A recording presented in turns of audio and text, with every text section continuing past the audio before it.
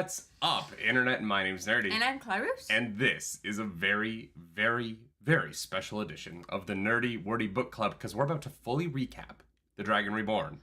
We're going to make some predictions about The Shadow Rising. And we're about to make a huge announcement because we get Nerdy Nightly. And we thought we'd share it with you.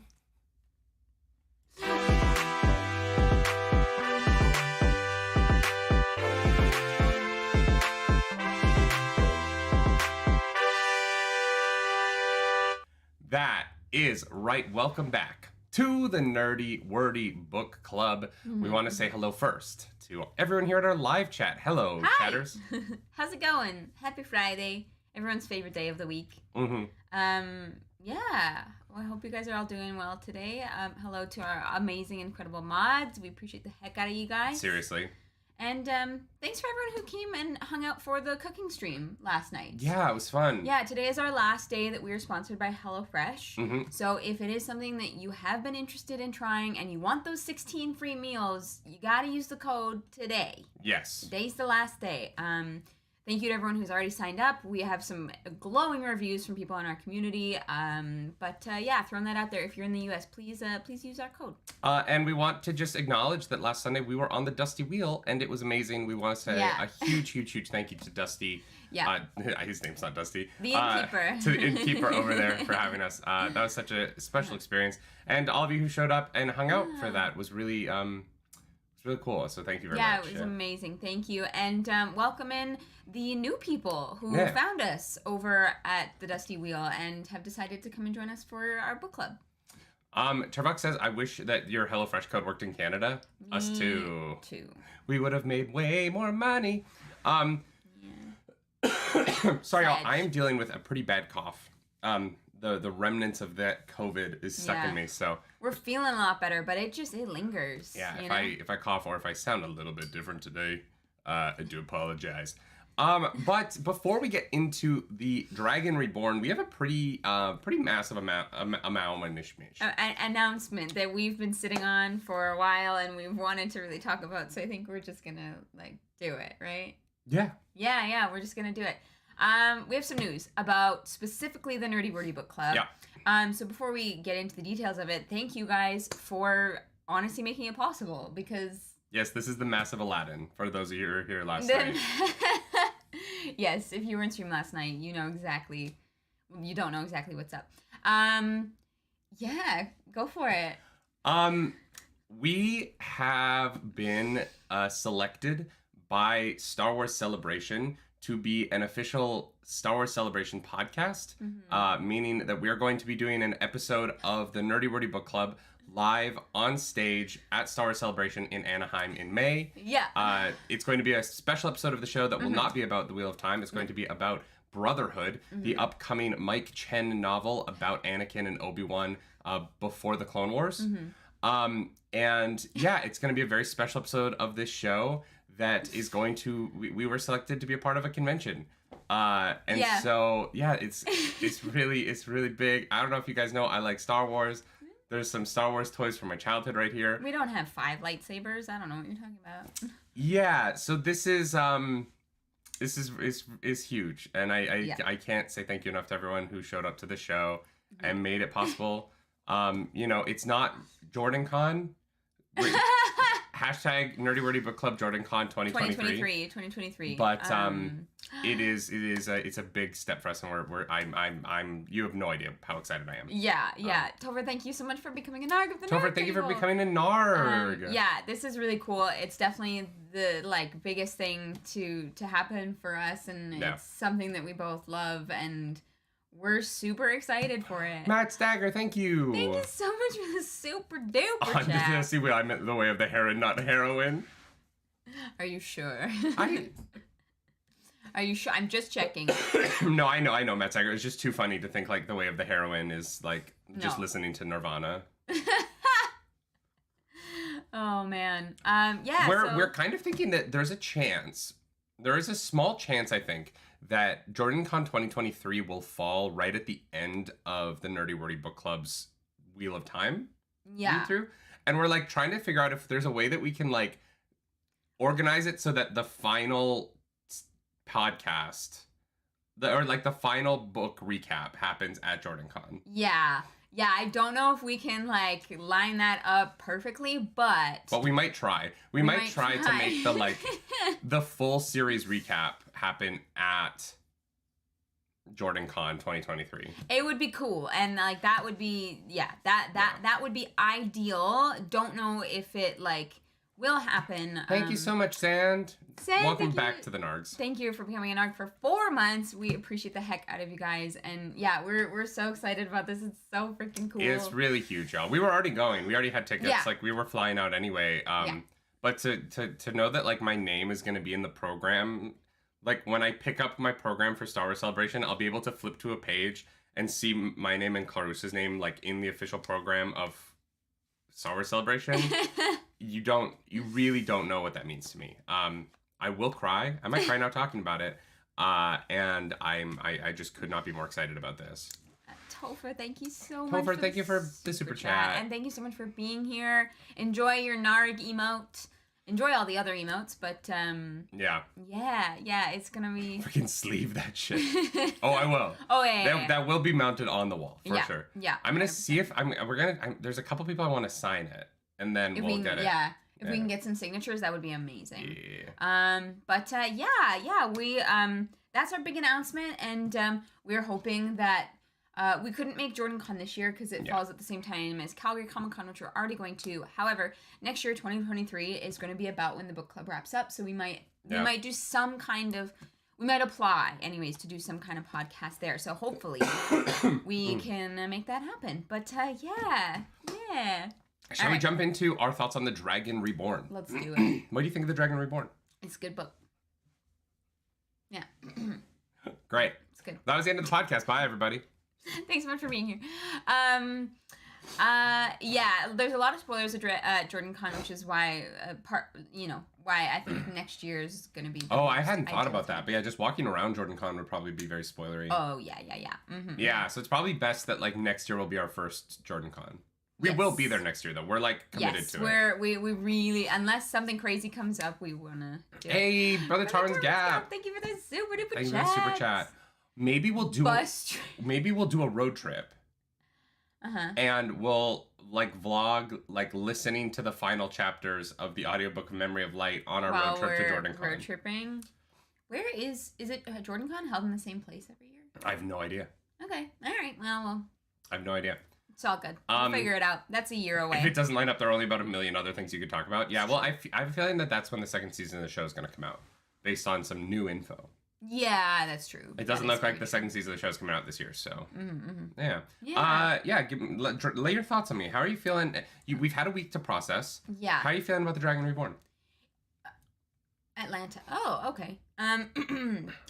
Well, it's a shame we don't have any friends in Atlanta. Darn. Oh, no. Oh, no. Except all of our friends in Atlanta have cats.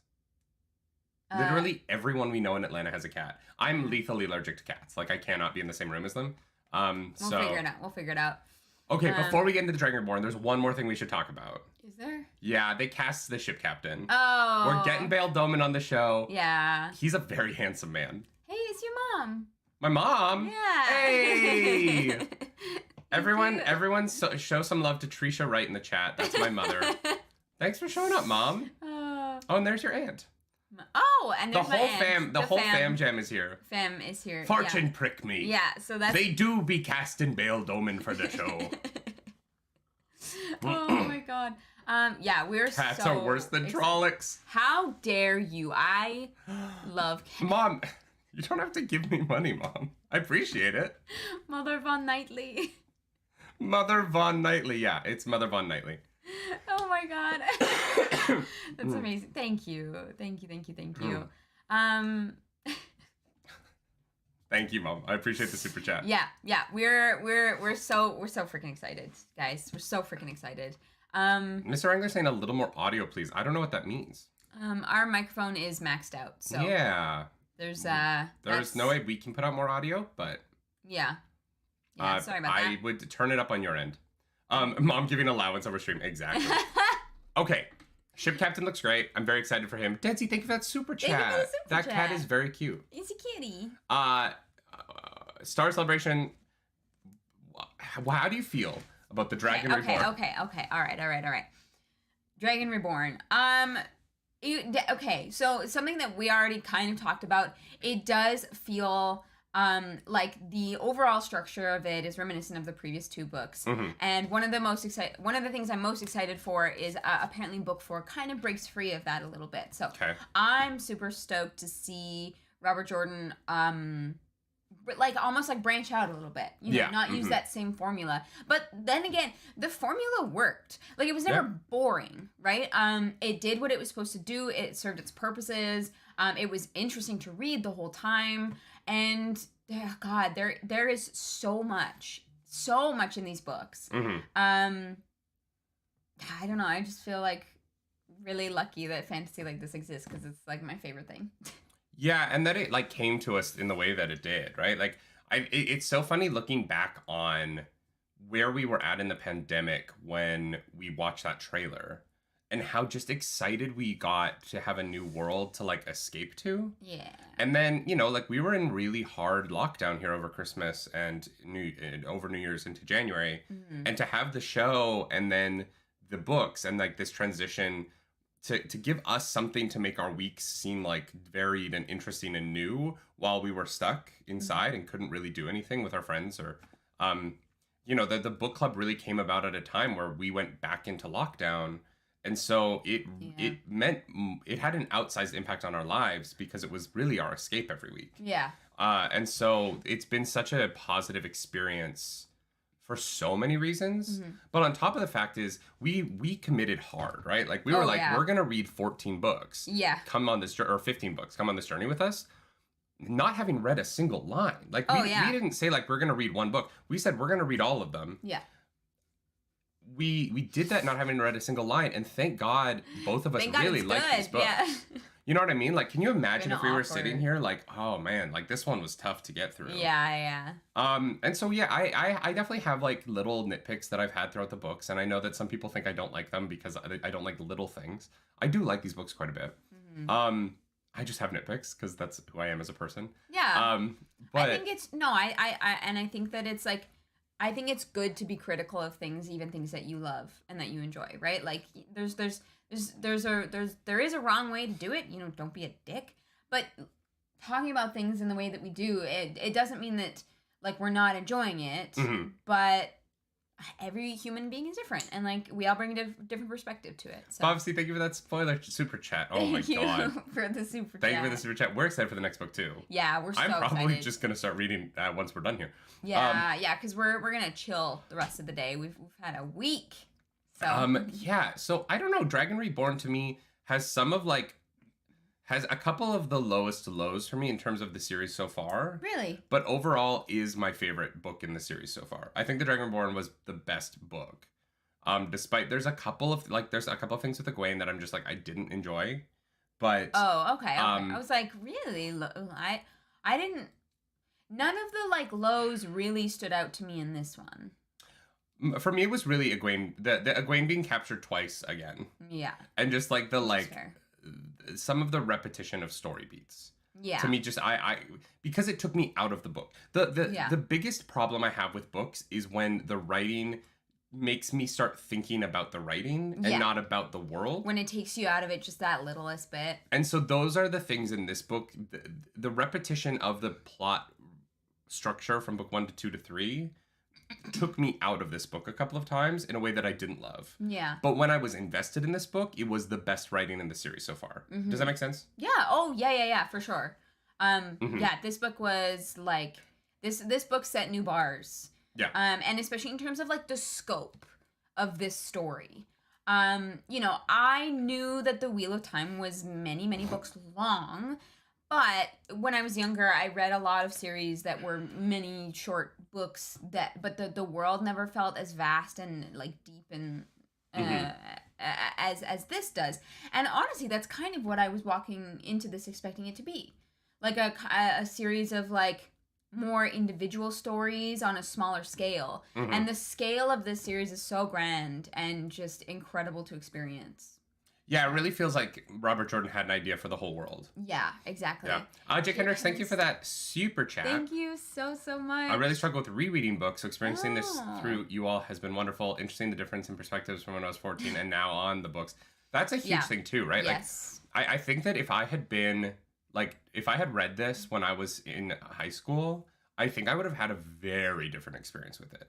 I would have loved this even more than I do now, just because I am older now. And so the characters that I relate to are different. Like, I don't find myself relating to Rand very much.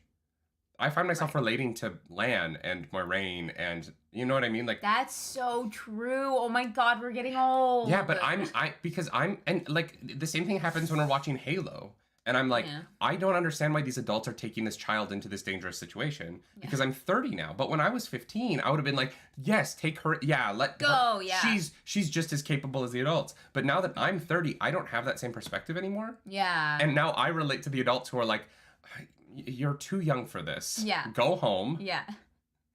This isn't your job. This is literal danger. No, that's so true. Like that the characters that you relate to the most vary depending on your experiences. Yeah. Although I have to say, I do feel like I feel like I do relate to like Iguain in a lot of ways, especially at the beginning when she was like, no, I'm like going on an adventure. And I was like, that's nice. That's true, but you're a lot younger than me. Especially like maturity wise, right? Wow. Wow, okay. Titanis, thank you for the spoiler chat. Thank you for the spoiler chat. Yeah, should we get into some questions? Yeah, let's do a couple of questions. We if for those of you who don't know what we're talking about, we do have a Discord where you can talk more Wheel of Time stuff if you would like. And there is like a questions channel for these full book recap weeks, where you guys can kind of bring up what you would like us to talk about. And so we're gonna go through that channel now. It is locked currently. You cannot add any more questions because our mods, thank you mods, make sure that channel is spoiler free for us. Sorry, excuse me, I'm like hiccuping. It's weird. And just quickly before we drop into that, I just want to drop the code for our HelloFresh. If you do want to sign up for HelloFresh, this is the best way to do it because we get paid. Yeah.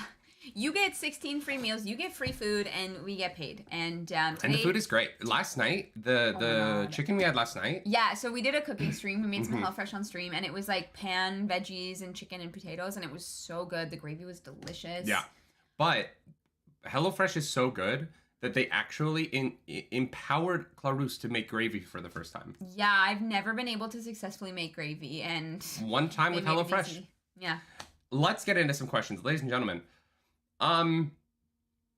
Jurikon wants a tier list of the best and worst characters to this point. I feel like that's a separate video. Yeah, we have talked about that will be like an interim video, probably while we're on vacation.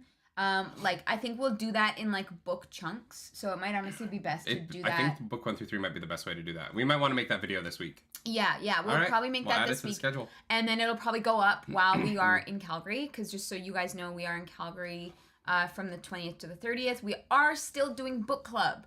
It's gonna look very different next week, y'all. It's gonna look different, but it like, you know, we're gonna make it work. And still do book club while we're traveling for the most part. And so, yeah, just a heads up for you guys. We're going to do Light Blinded Fool's question last, even though it's first in here. So let's go to Cinnavar. Could you give your opinion about the evolutions and development of the characters over the course of the first 3 books? Okay. It's gonna be hard to do everybody for sure. Let's start with the Emmonsfield 5. Yeah. I think that's kind of the place to touch. It's tough. Rand is the toughest one to talk about in that way because we haven't seen him in a while. Yes. It's hard to remember where he was at the end of book 2 versus the end of book 3 because we didn't see that transition. But clearly a lot has happened to him. Like, he's gone through so much trauma. Yeah, and we only got paragraphs. Like, we only got a couple of paragraphs throughout the book and other people's, like, dream-walking versions of him. Yeah.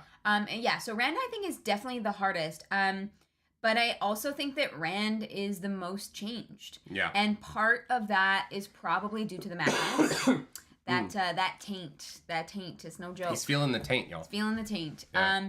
And like Rand is not okay. Rand is very clearly not okay. He's a very different character at the end of this book than he is throughout book 1. And I actually, like, looking back at it now, I think that book 2 did a really good job of illustrating that shift. Yeah.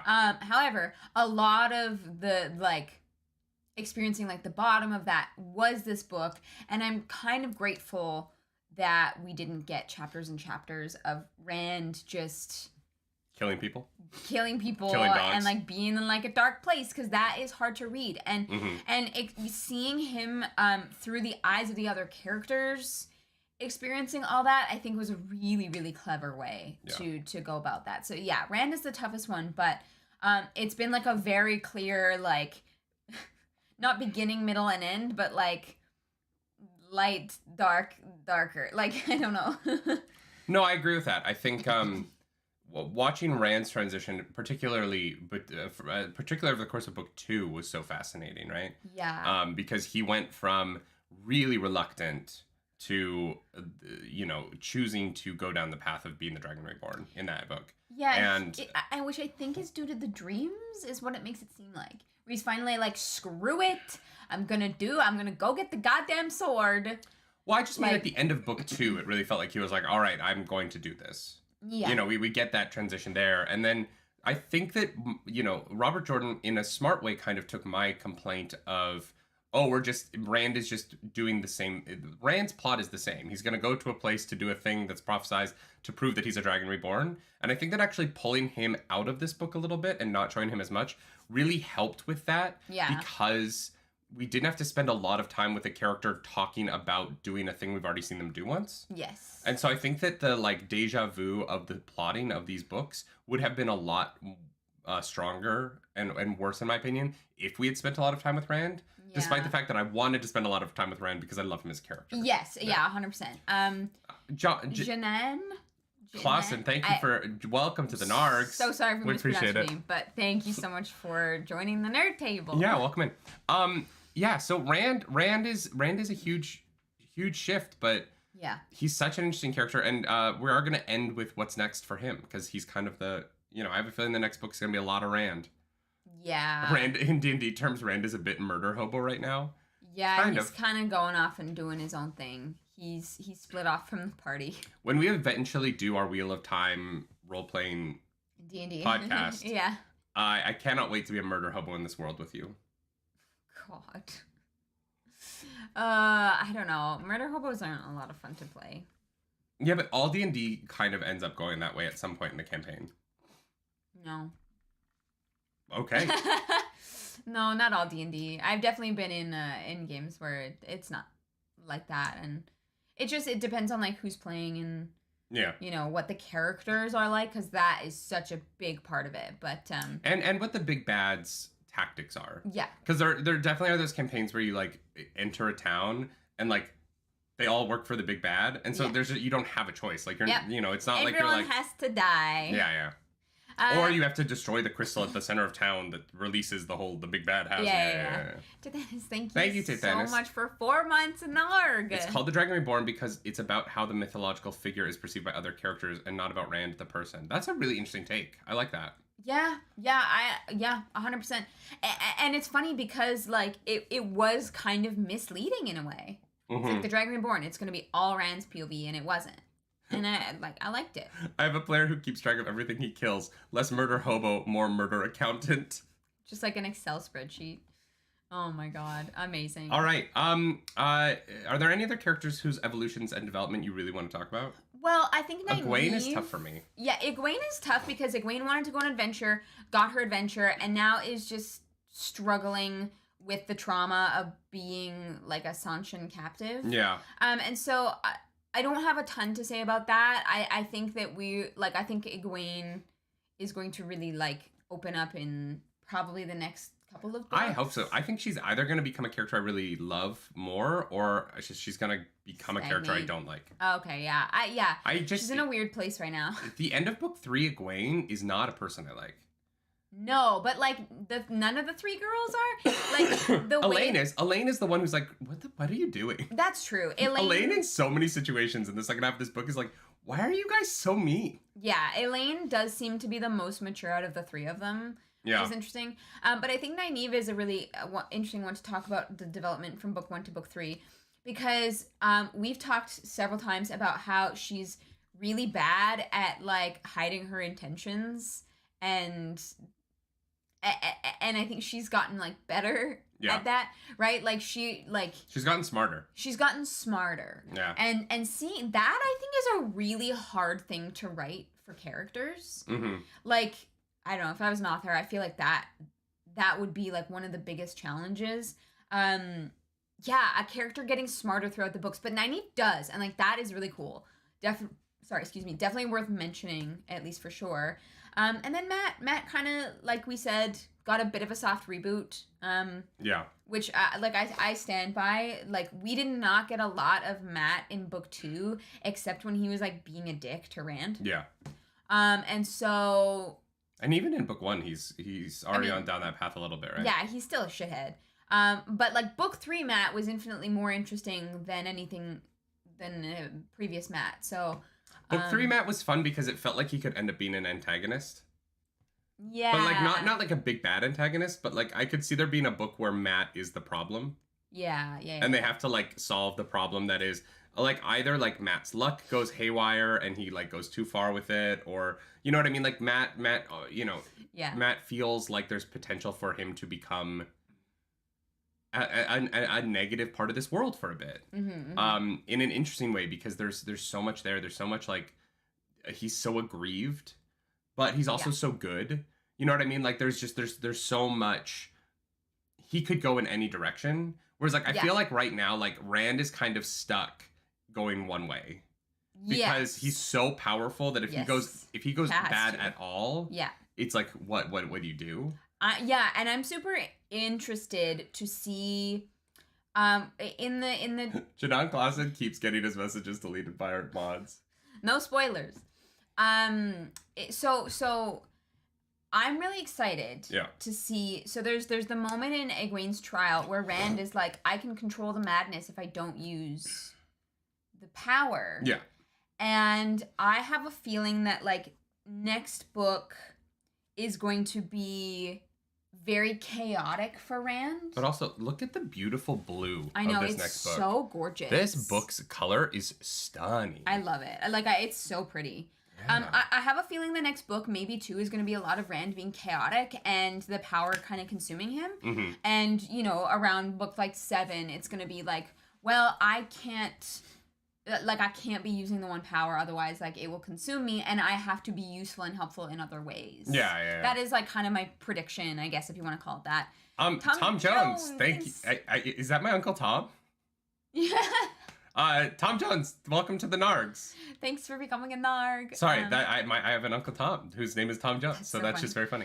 Josh Chimko, thank you so much for the super duper chat. Rand's lack of POV gave more room for Matt and Perrin to shine and develop his characters, which is missing from the first 2 books, because I would let actor for Rand do anything he likes to my throat. All right. Hey, he's a very attractive man. I 100% agree with you there. Yeah. Okay. I definitely agree about Perrin. We talked a lot about Perrin in this book, and is Rand not your type? Is that why you're like? I. Were you just thinking about Lan too much? Well, yeah. Lan's too distracting. Yeah. Okay, that's fine. I have a one true love in this world, and it is valid. Daniel Henney. The Perrin is one that we talked a lot about in this book, about how he's really become, and I even said on the Dusty Wheel that he's my favorite book character. And that's really because of the Dragon Reborn, right? Like, the Dragon Reborn focused in on Perrin and Perrin's place in all of this in a way that just I loved, and I love that character now, and I love Fail, and I love their weird relationship. And yeah. I'm so in love with that character and the way that he's grown. And it's a shame because, like, I don't think I'm going to get that character in the show, and I think that Perrin's always going to be difficult for me in the show because of how much I love the book character now. Mm-hmm. I almost wish that we hadn't started reading the books until the show was done.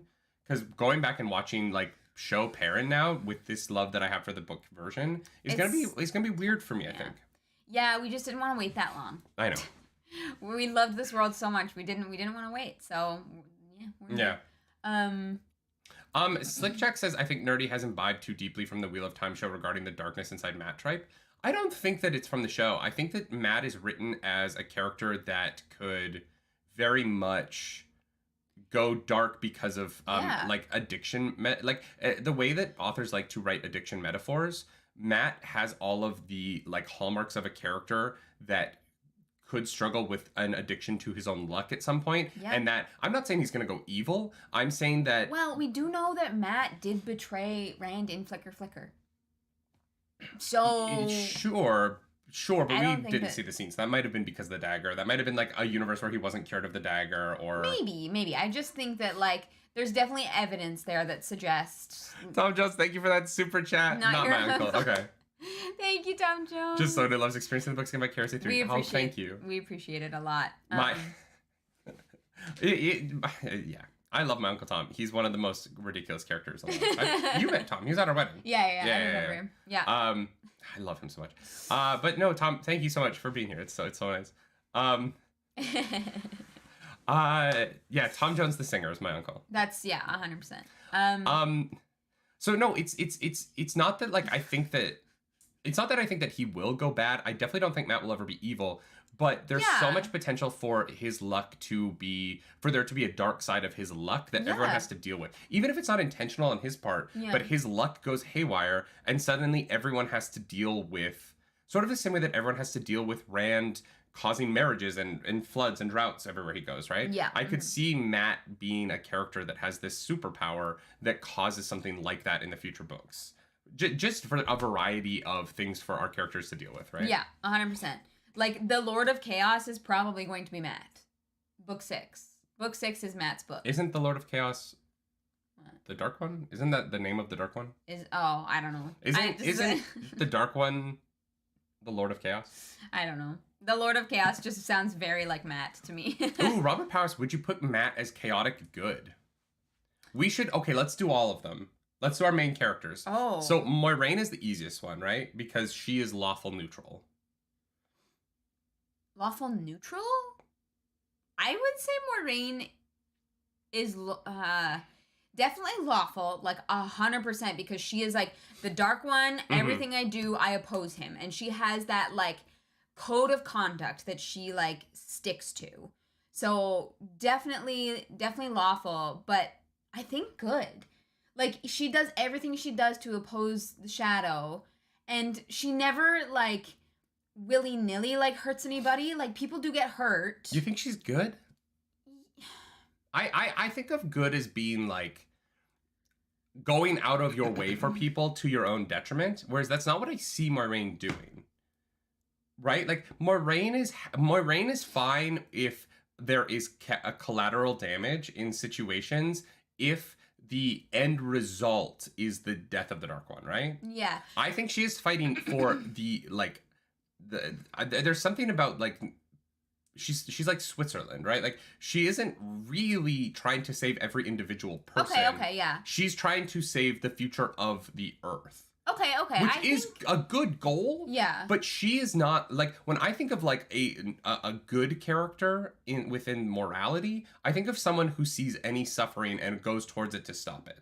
Right? Like, Perrin to me is a good character because he's like, no, we have to stop and help these people. And Moraine's like, we don't have time. Yeah. There is a larger thing that we're doing here. Yeah. And so that's why I would say she's, like, lawful good. Like, she is... So for those of you in chat who are debating whether or not Moiraine is lawful does not mean that they go against, like, the laws of, like, the city or the place that they're in.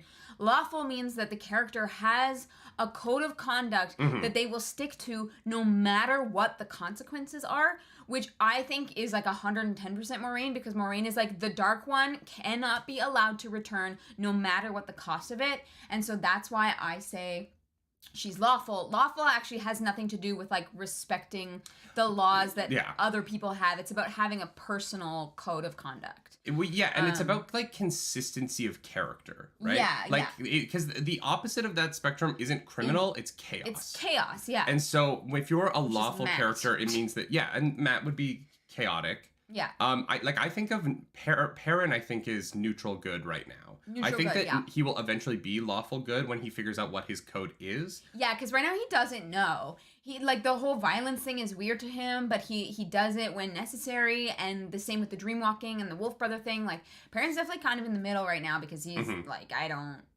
he said, I have no idea what's going on. I'm just trying to survive and figure this shit out, you know? Rand right now is, I think, chaotic neutral.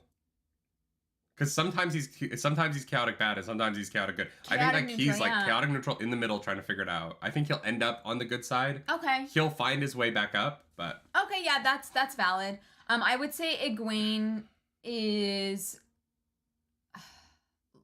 Iguain's tough. Iguain is tough. She's chaotic right now. She's too quick to anger. You're right. I would have thought that, like, she would be very on top of the Aes Sedai code of how to, like, use the power and, like, the oaths and stuff like that, even though she hasn't taken them, but she's not. So I would agree with that, actually. This might be controversial. I actually think Nynaeve is lawful good. Yeah. Because Nynaeve is a pain in the ass. Nynaeve is a pain in the ass. But a lot of lawful good characters are. Yes. But Nynaeve is so willing to heal anybody. Right? Like when the Aiel pop out of the bushes at her. Yeah. And they're like, our friend is hurt, can you heal her? Nynaeve goes, yes. Tugs her braid, gets in that forest, heals that girl. But that's my point, right? Like, Nynaeve has a code, and that code is taking care of the sick. Yes, always. No, like, she has, like, the doctor's oaths, basically. Turvok, thank you so much for that. For super chat. I'm as excited for you guys to start Shadow Rising in the next 3 books as I was for you guys to start the end of the world after the show. Oh, thank you, Turvok. We're so excited. It has been hard to not pick up this book this week and read it. Yeah. Yeah. Iguain is definitely not evil. None of our main characters are evil. No, I wouldn't say anyone is evil right now. Fun thing for me, though, right? In book 3, Baalzamon, chaotic evil. But Lanfear, lawful evil. Yeah. Lanfear has a code. I get what Lanfear's doing. Yeah. You know what I mean? Whereas Baalzamon, I'm like, dude, like, what's your plan? Hippocratic Oath, that's it. I was like, there's a doctor code. And I was like, I don't know what the word is. But yeah, that's 100% Nynaeve. Like, to a T. Like, if Moraine was dying, even though she hates Moraine and wants to, like, hurt her bad, she would heal her. She does in The Eye of the World, right? Yeah, but I think she hates Moraine more now than maybe she did. But No, but I'm saying that she does, in The Eye of the World, she acknowledges that she hates her, but she still heals her. Yeah. When she gives her the herbs when Moraine is sick. Yeah, 100%. Lanfear is awful horny. I want to be awful horny. Oh my god, that's gonna be my new shirt. Awful horny. My name is awful horny. Oh my god. All right. Lanfear isn't lawful. Woman is batshit crazy and has no real code. I don't believe that, Kevin. Well, she seems more put together than Baalzamon in terms of plans. She does. She does seem like she kind of has it more together, and Baalzamon just like gets mad at things. Ooh, what is Tom? Tom is the Shiva. That's a good question. Chaotic good? I wouldn't say good. I would. I feel like Tom is kind of the chaotic neutral. Well, maybe chaotic neutral, yeah. Well, I like... He does kill a king. But that king had his girlfriend or fiance killed, so... Great. Ooh. No, he's definitely not neutral. He's chaos.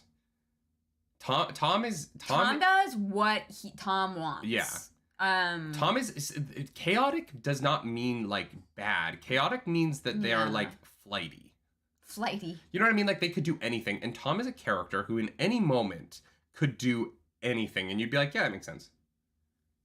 Yeah. There's nothing that would be out of character for his decision making, right? Yeah. That's a good one. Tom, I think chaotic neutral might be right. Good or neutral. I'm not sure. Do you think that there's any true neutral in the Wheel of Time? True neutral in the Wheel of Time. Maybe Swan. Swan, maybe. Hey, great minds. That's the only one I can maybe think of. Although we don't know a lot about Swan yet. Neutral characters are tough because they don't... It's hard to have a true neutral character because it is much easier to be neutral morality-wise between good and evil than it is to be between lawful and chaotic. Because there are very few people who are consistent enough. Varen? That are consistent enough to not... No, but Varen's lawful. Is she? Yeah. Oh God. Yeah. Varen is like Varen has her code of like acquiring knowledge and not using it for evil. Like Varen is a very easy character to understand the why of her characters, and that's why lawful the middle line between lawful and chaotic is really tough because it's really hard for a character to not be inconsistent and impulsive, or very consistent. But consistent without a reason is a weird thing to play. Yeah, it is. There's not a lot of like true neutral. I would say Loyal is good. Loyal is definitely good and not neutral personally. I think the biggest problem in the Wheel of Time is that Nynaeve views Matt as chaotic evil when he's chaotic good. Okay. Yeah. All right. Fair enough. We need to. We have not answered any of these questions. Yeah, you're right. Sorry. Let's get into it. But that was fun. That was great. I like doing that. Obviously, this is all subjective. Like it's these are very like vague. Graham Laurie says Loyal is lawful good to humans and chaotic good to Ogier. Nailed it. Perfect. Nailed it. Yeah. All right. Could you give your? Oh, we did that one. What prophecies, dreams do they think have been accomplished up to this point? Oh my God, that's so tough. Oh God, we would have to pull up the like. Prophecy stuff. I mean, definitely, obviously, Kalendor, the dragon, going to Tyr. Obviously, the people of Archer Hawkwing coming back to the homeland. There was so much about Kalendor. Yeah. That like is satisfied. The Aiel in the cage. Perrin's, that one was satisfied. We found Perrin's falcon as well. And the hawk. Yes, yeah, we think we know who the hawk is. Yeah. Obviously, it hasn't been explicitly said, but it does seem like a weird coincidence. Yeah. There's a list of prophecies at the bottom of the questions. Yeah, we'll get to that. Okay, so let's do prophecies last then. Okay. Maine is the hawk, right? I think From the end of the book. I think so, yeah. Jerkhan says, with the prologue showing the POV of the White Cloaks, were they surprised there were no White Cloak princes in the book? What do you think they're up to? I was very surprised. Yeah, I thought they were going to be a much bigger part of this book, and there weren't. Especially because of how much we liked the White Cloak prologue and how cool that scene was. It felt very strange to me that was the prologue of this book when it had no impact. It's not that it had no impact. It definitely set up the, like, White Cloaks being on the outskirts of everything that happened. So I actually think that prologue was pretty necessary, because otherwise you'd be like, what the hell are the White Cloaks doing, and why isn't Rand dead yet? But you could literally put those White Cloaks. You could put that prologue at the beginning of the next book. I'm concerned that by the time we get to White Cloaks in book 4, we're gonna have to like go back and read the prologue, 'cause it's gonna have been so long since we read that prologue that we'll be like, oh yeah, there's like I don't remember the name of the guy who's influencing the White Cloaks. Niall? No, Niall is the commander. The leader, yeah. Who was the Padden Fane character in those scenes? I don't remember his name. I thought that was going to be really important. Oh, Padden Fane's name was sort of with an O. Yeah, Yeah. It is weird that character, like, that prologue felt so important to the plot of that book. Or Death. Which is more death, right? More, yeah. I do think it was weird to introduce that and then kind of forget about it. Yeah.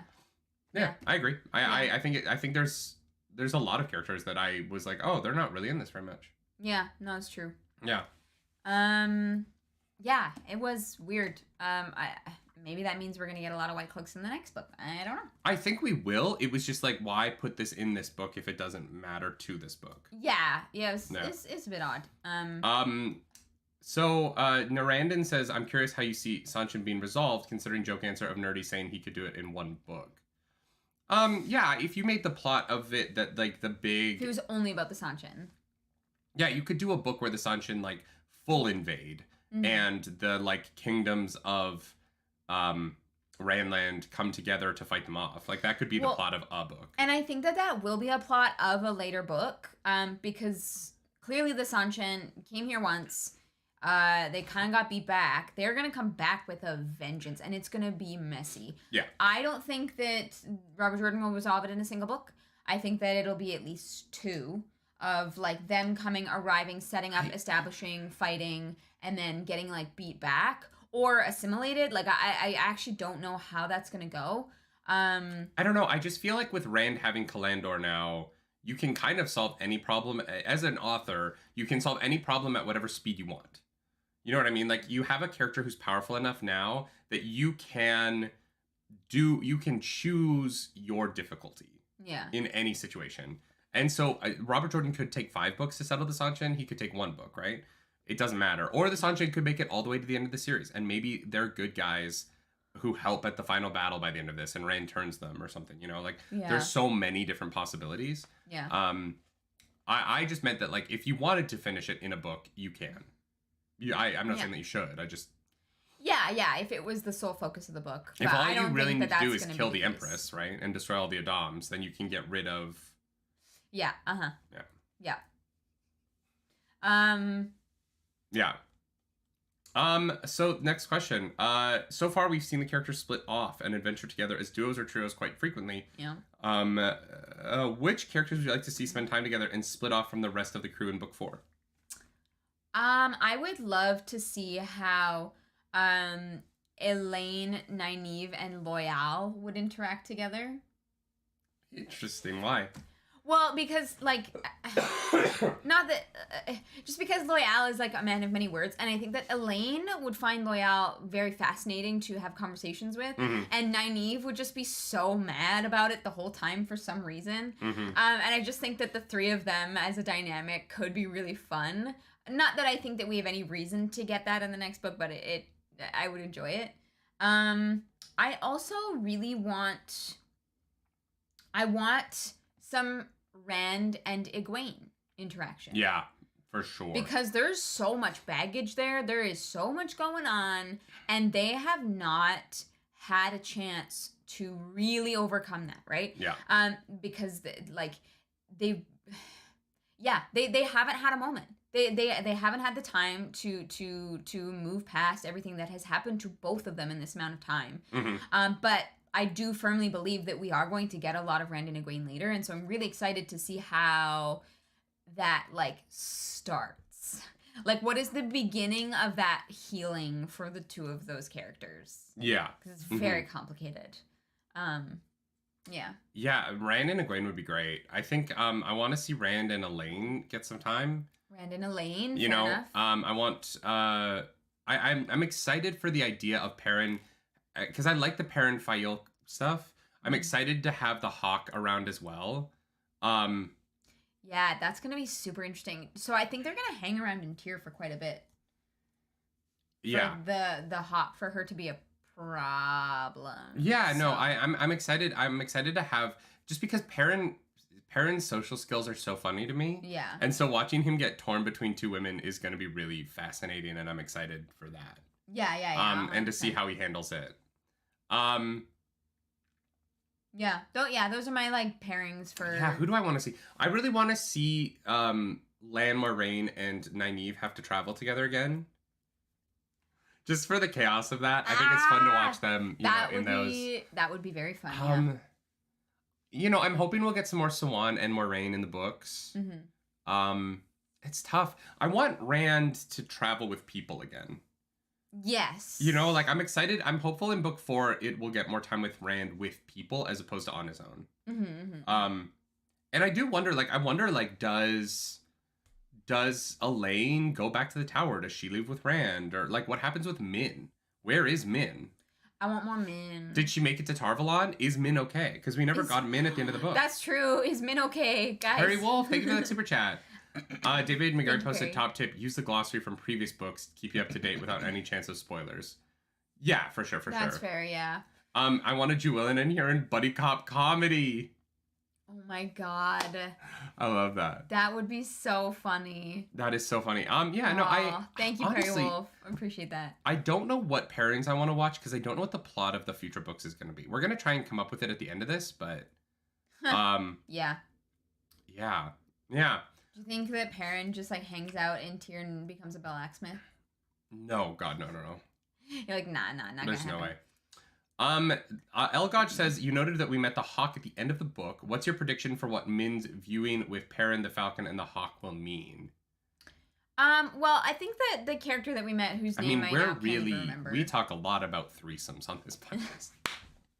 And then chat gets mad at us. No, I think it's going to be more that, like, this noble lady, I'm sorry, I can't remember her name. It's the First Lady of Mayene, right? Yeah, something like that. I think that she like has just had her entire world turned upside down, and she's going to cling on to like the most vulnerable male that she can, which is probably Perrin. And so I think like Perrin is gonna be in trouble because he's not gonna want to like upset this like noble lady, but also is like probably put in very like uncomfortable situations. I think what's going to be interesting is that Fael, we're revealed to us that Fael is probably a noble lady where she's from, based on her name, right? Oh, and so I wonder if they are noble ladies from families that don't like each other, and so there's like inherent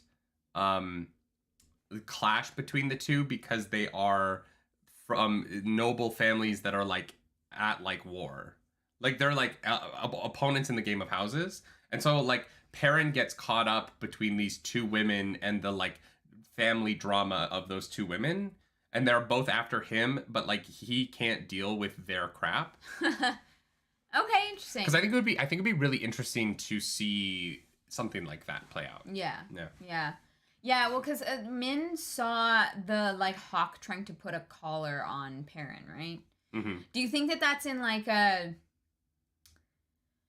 Do you think maybe that she finds out about the like wolf brotherness and it's like a dog collar? Or do you think it's more of like a... Wait, who's trying to collar Perrin?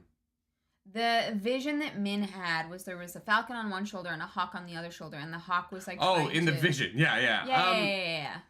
Yeah, I could see that. I don't think it'll be a literal collar. I think it's... I think it's like... She wants him to be her wolf brother. Like a pet. I don't think it's a pet. I think it's more of a servant. I think that she's... Yeah. I think that the character is going to view her more as like... I think that once you know his power, you want him to be in your court, right? So... Yeah, I mean, maybe in a kinky way, Rockmage, yeah. Because we've already seen Perrin tied up a few times in these books. And we've seen Fael tied up in these books. Yeah, they're both really into bondage. Yeah, I mean, you know, if the dream world bleeds into the real world, maybe that's where people get their kinks from in this universe. But yeah, I don't know. I don't see it being like a Sanshin thing. I think it would be weird to do another society that collars people. It would be weird, yes, for sure. It would start if you have multiple societies in your book series that do that. It starts to be like, Rob Jordan, what were you into? You know what I mean? Like, you seem to go to this well too much.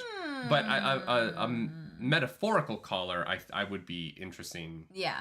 I think it'd be interesting. Yeah. That is definitely more what I mean. And I think that Fael would like really push against that, right? Because it's the hawk that tries to put the collar on him. Yeah. And so I think that like Perrin is so reticent to engage with Fael, but to have him need to engage with her because she's the one who saves him from whatever the hawk wants. If the hawk is evil or something, it'll be interesting for sure. Yeah, 100%. So Leek says, what moments would be your high-low that were not previously chosen of the series so far? Ooh. Of the whole series that were... Things that we haven't... The problem is I feel like we're pretty good about our highs and lows. What's a high that... I feel like there haven't been a lot of lows that we haven't talked about. But no, because there's not many lows. Yeah. There's not many lows, so I think that the lows that we've said are kind of, like, I don't think that there's any that were missed. Do you have any highs that you missed? Or highs that became highs later on?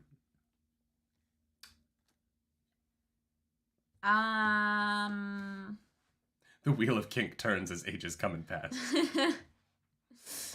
That's funny. God. Is that... RJ's definitely into spanking. RJ definitely enjoyed spanking. Yeah, definitely. Oh, 1,000%. Yeah. Spanking and boobs. I don't know. There's not a lot of boobs in these. Not yet. Yeah. I can't think of like a high that we kind of like skipped over. Because the one that kind of like I love how like Matt's like fighting and like the old tongue tied into that like first fight in book 1 where he's like yelling in like Manetherin, in like the old tongue, but I think that we said that as a high, so I got nothing. I'm so sorry. Yeah, no, that's fair. I think that like a lot of the highs that we have previously mentioned have gotten more meaningful as we've read more. Yeah, I will agree with that. Yeah. So next question, Blonde Lanfear.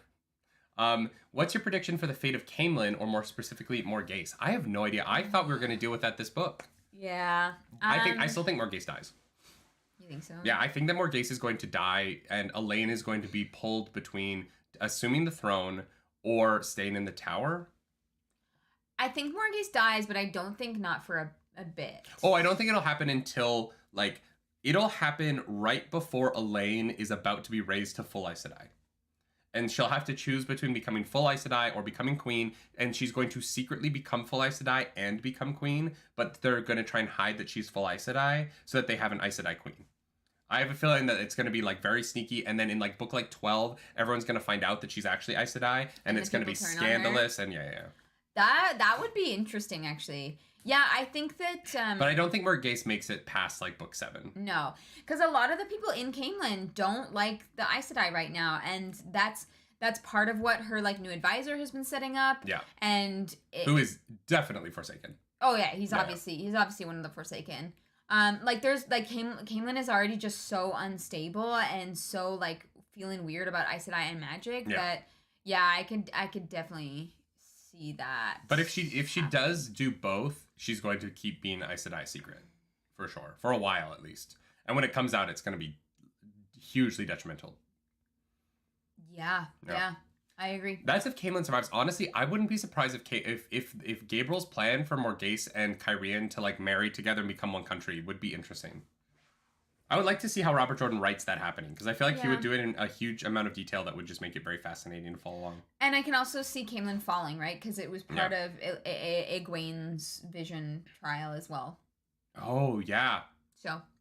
That vision might happen, though, when the people find out that Elaine is Aes Sedai. Yeah. And that's why Rand is there trying to protect one of his loves. Yeah. Yeah, I could see that. Wild. Yeah. Camelin is a telenovela.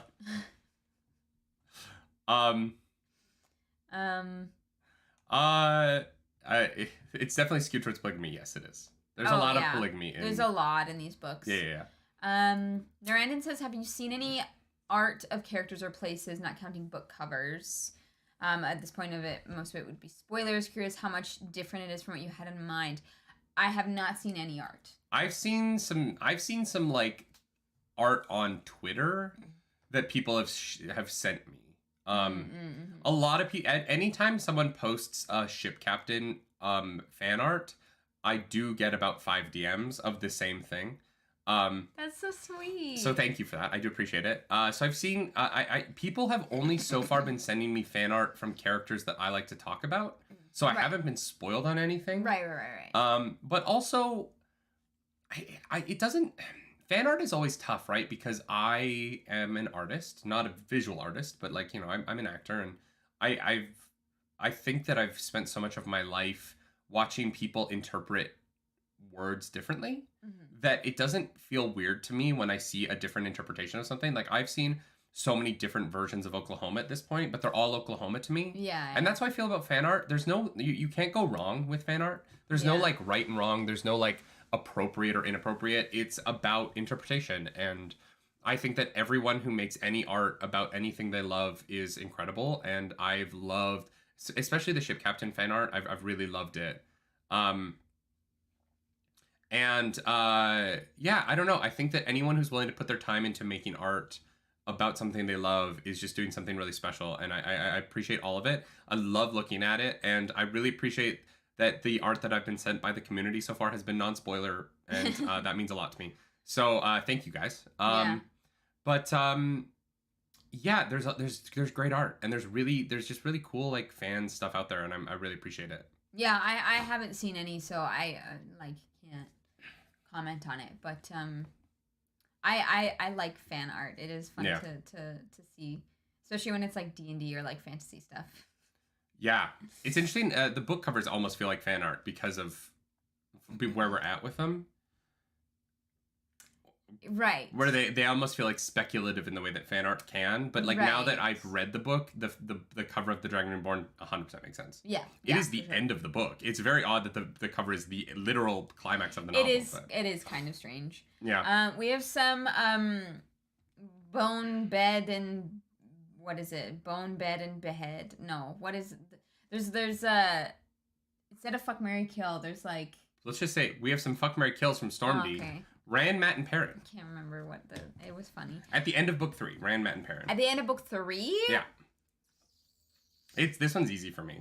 Really? Yeah, you marry Perrin. Yeah. You fuck Mat. Yeah. And you kill Rand. Okay, that's what I was thinking. Because Rand will kill you. Rand is eventually. It's too much. Yeah. That's bed, wed, behead. That's it. Bed, wed, behead. I was like, there's a funny one. I swear.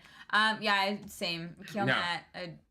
Kill Rand, fuck Mat, and marry Perrin. Perrin's just lovely. You know, he'd treat you good.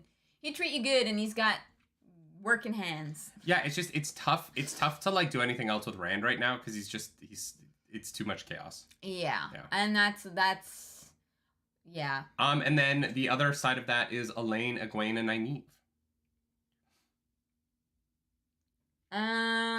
This one's harder. This one's a lot harder. The easy choice is to marry Elaine. Well, okay. Because she's kind. I would definitely kill Nynaeve. Really? Yeah, Nynaeve. You want to have sex with Iguain? Like, end of book 3 Iguain. I don't know. That's both of tough. them kind of suck right now. Here's the thing. I think that this is the show informing me, but, like, Lan looked very happy after he had sex with Nynaeve. So, like, the sex might be great. I don't know. The problem with having sex with... Nynaeve just seems too angry. The problem with having sex with Nynaeve is she seems like the kind of girl who, like, if you do sleep with her, she's like, okay, so we're getting married now. And I'd be like, no, this was a one-night stand. You don't understand the rules of fuck, marry, kill. Yeah, it's tough. If you had asked me at the end of book 2, it'd be very different. Or at the end of book 1. Like, Iguain, I would have married Iguain at the end of book 1 or at the end of book 2. But Iguain in book 3, I'm just kind of like, I'm so over you. Yeah, I think I would kill Nynaeve and I would... I think I would marry Elaine and fuck Iguain. Mm-hmm. End of book 3. This could change. You know. Yeah, that's a tough one.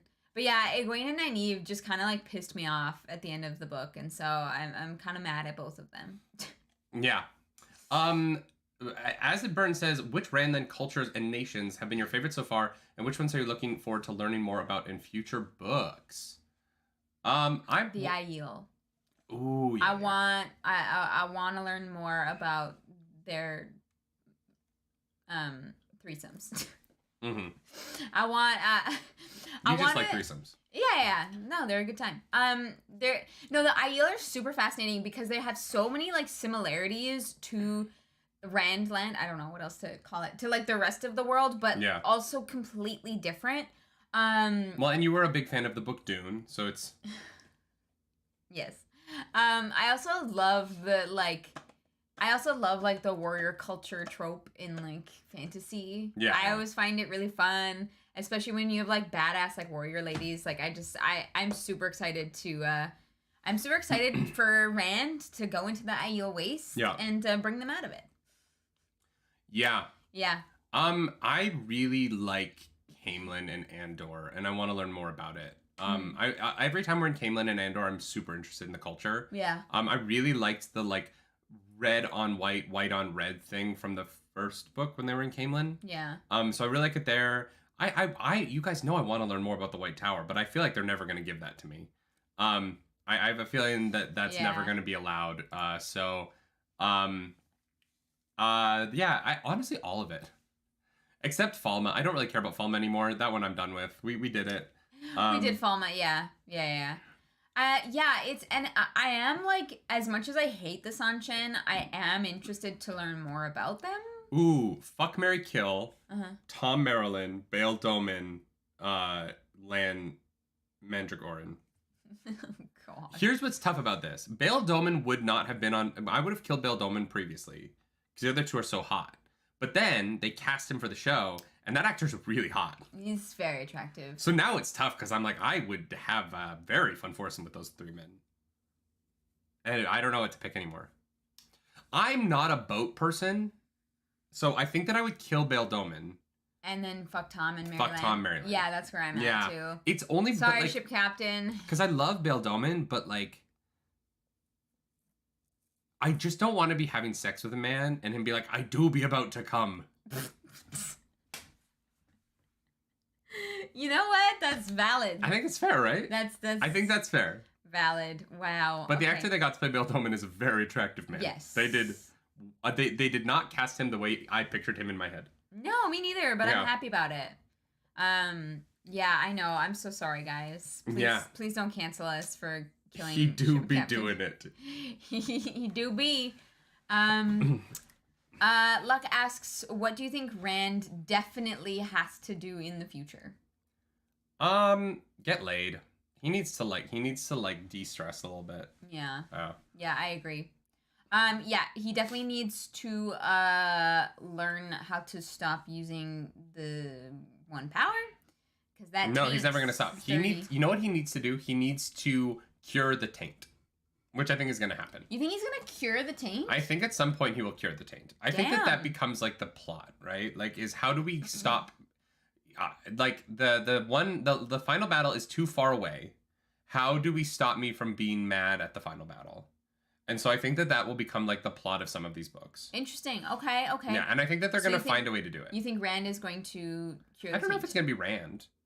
Okay. I don't know. I'm curious. There's characters that I'm curious if they're gonna come back and be a part of that. Because I have a feeling that with 14 books, Rand won't be the only man who channels. Yeah, there's so many books. And so like I'm actually really curious, like Logain isn't dead, right? Yeah. And I'm like, what? I feel like Logain not being dead means he'll come back. And I could see that Logain being part of, like, because someone needs to train Rand on how to channel the male half of the one power. Yeah. And I could actually see Logain doing that somehow. And I would like that. I think I just really like the character of Logain from the show. Yeah. But there's just something about trying to figure out who Rand is going to learn from and who Rand is going to participate in magic with. I feel like he needs somebody. And you're right. I think you're right. I think he needs to learn. Having Logain be that character would be really interesting because it would be like so painful for Logain to talk about this power that he doesn't have access to anymore. Yeah, like he can't actually use it, but he does know how. Here's the thing though, he did never like He knew enough to lead an army though, right? Yeah. I think, honestly, I'm going to disagree with you, and I think that Rand is going to find an Aiel male who can channel. Because there's no way the Reds, right? Interesting. Well, there's no way the Reds, like, would ever know, for the most part, I think, if they were, like, male Aiel channelers, because they're so closed off. So I agree with you on the front that there is definitely going to be other male channelers. I think Rand is going to learn from the Aiel. Yeah, that would be interesting. Yeah. That'd be really cool. I like that. Yeah, I don't know. Yeah. I think that would be really fun. And like maybe the one thing that I think might be really cool is if the Aiel like wise women are actually like can actually channel or access or at least feel like both sides of the power in some way. Like they have like learned to like obviously that would be weird to me. I wouldn't like that. Really? Yeah, the one power being binary needs to be consistent. If like one culture can do it and the other can't, then it's not the power that's binary. It's like an idea of the power, which feels weird to me. It would completely undo the magic system as I understand it right now. I guess it's just like I don't know. I was I guess pulling from our modern life, and we know that there are people who are non-binary or like two-spirit or like other than like male-female, and so I was wondering, I in my head I was like maybe Robert Jordan was pulling from like those like cultural differences. I think if the book was written 15 years later, there's a chance that would happen. Yeah. But I think that for 1995, I don't think that I'm a pretty progressive person. Yeah. And I didn't meet a trans person until like 2010. Yeah. You know what I mean? Yeah. So like. No, that's totally valid. That wasn't a conversation that I think was in the zeitgeist enough in the 90s to make it into this book. Yeah. I also think that would just add like a layer of complexity that could really screw with the like system, and so it would just make everything so complicated. Yeah. No, I think that's fair, but I stand by it. Definitely he's gonna learn with the Aiel.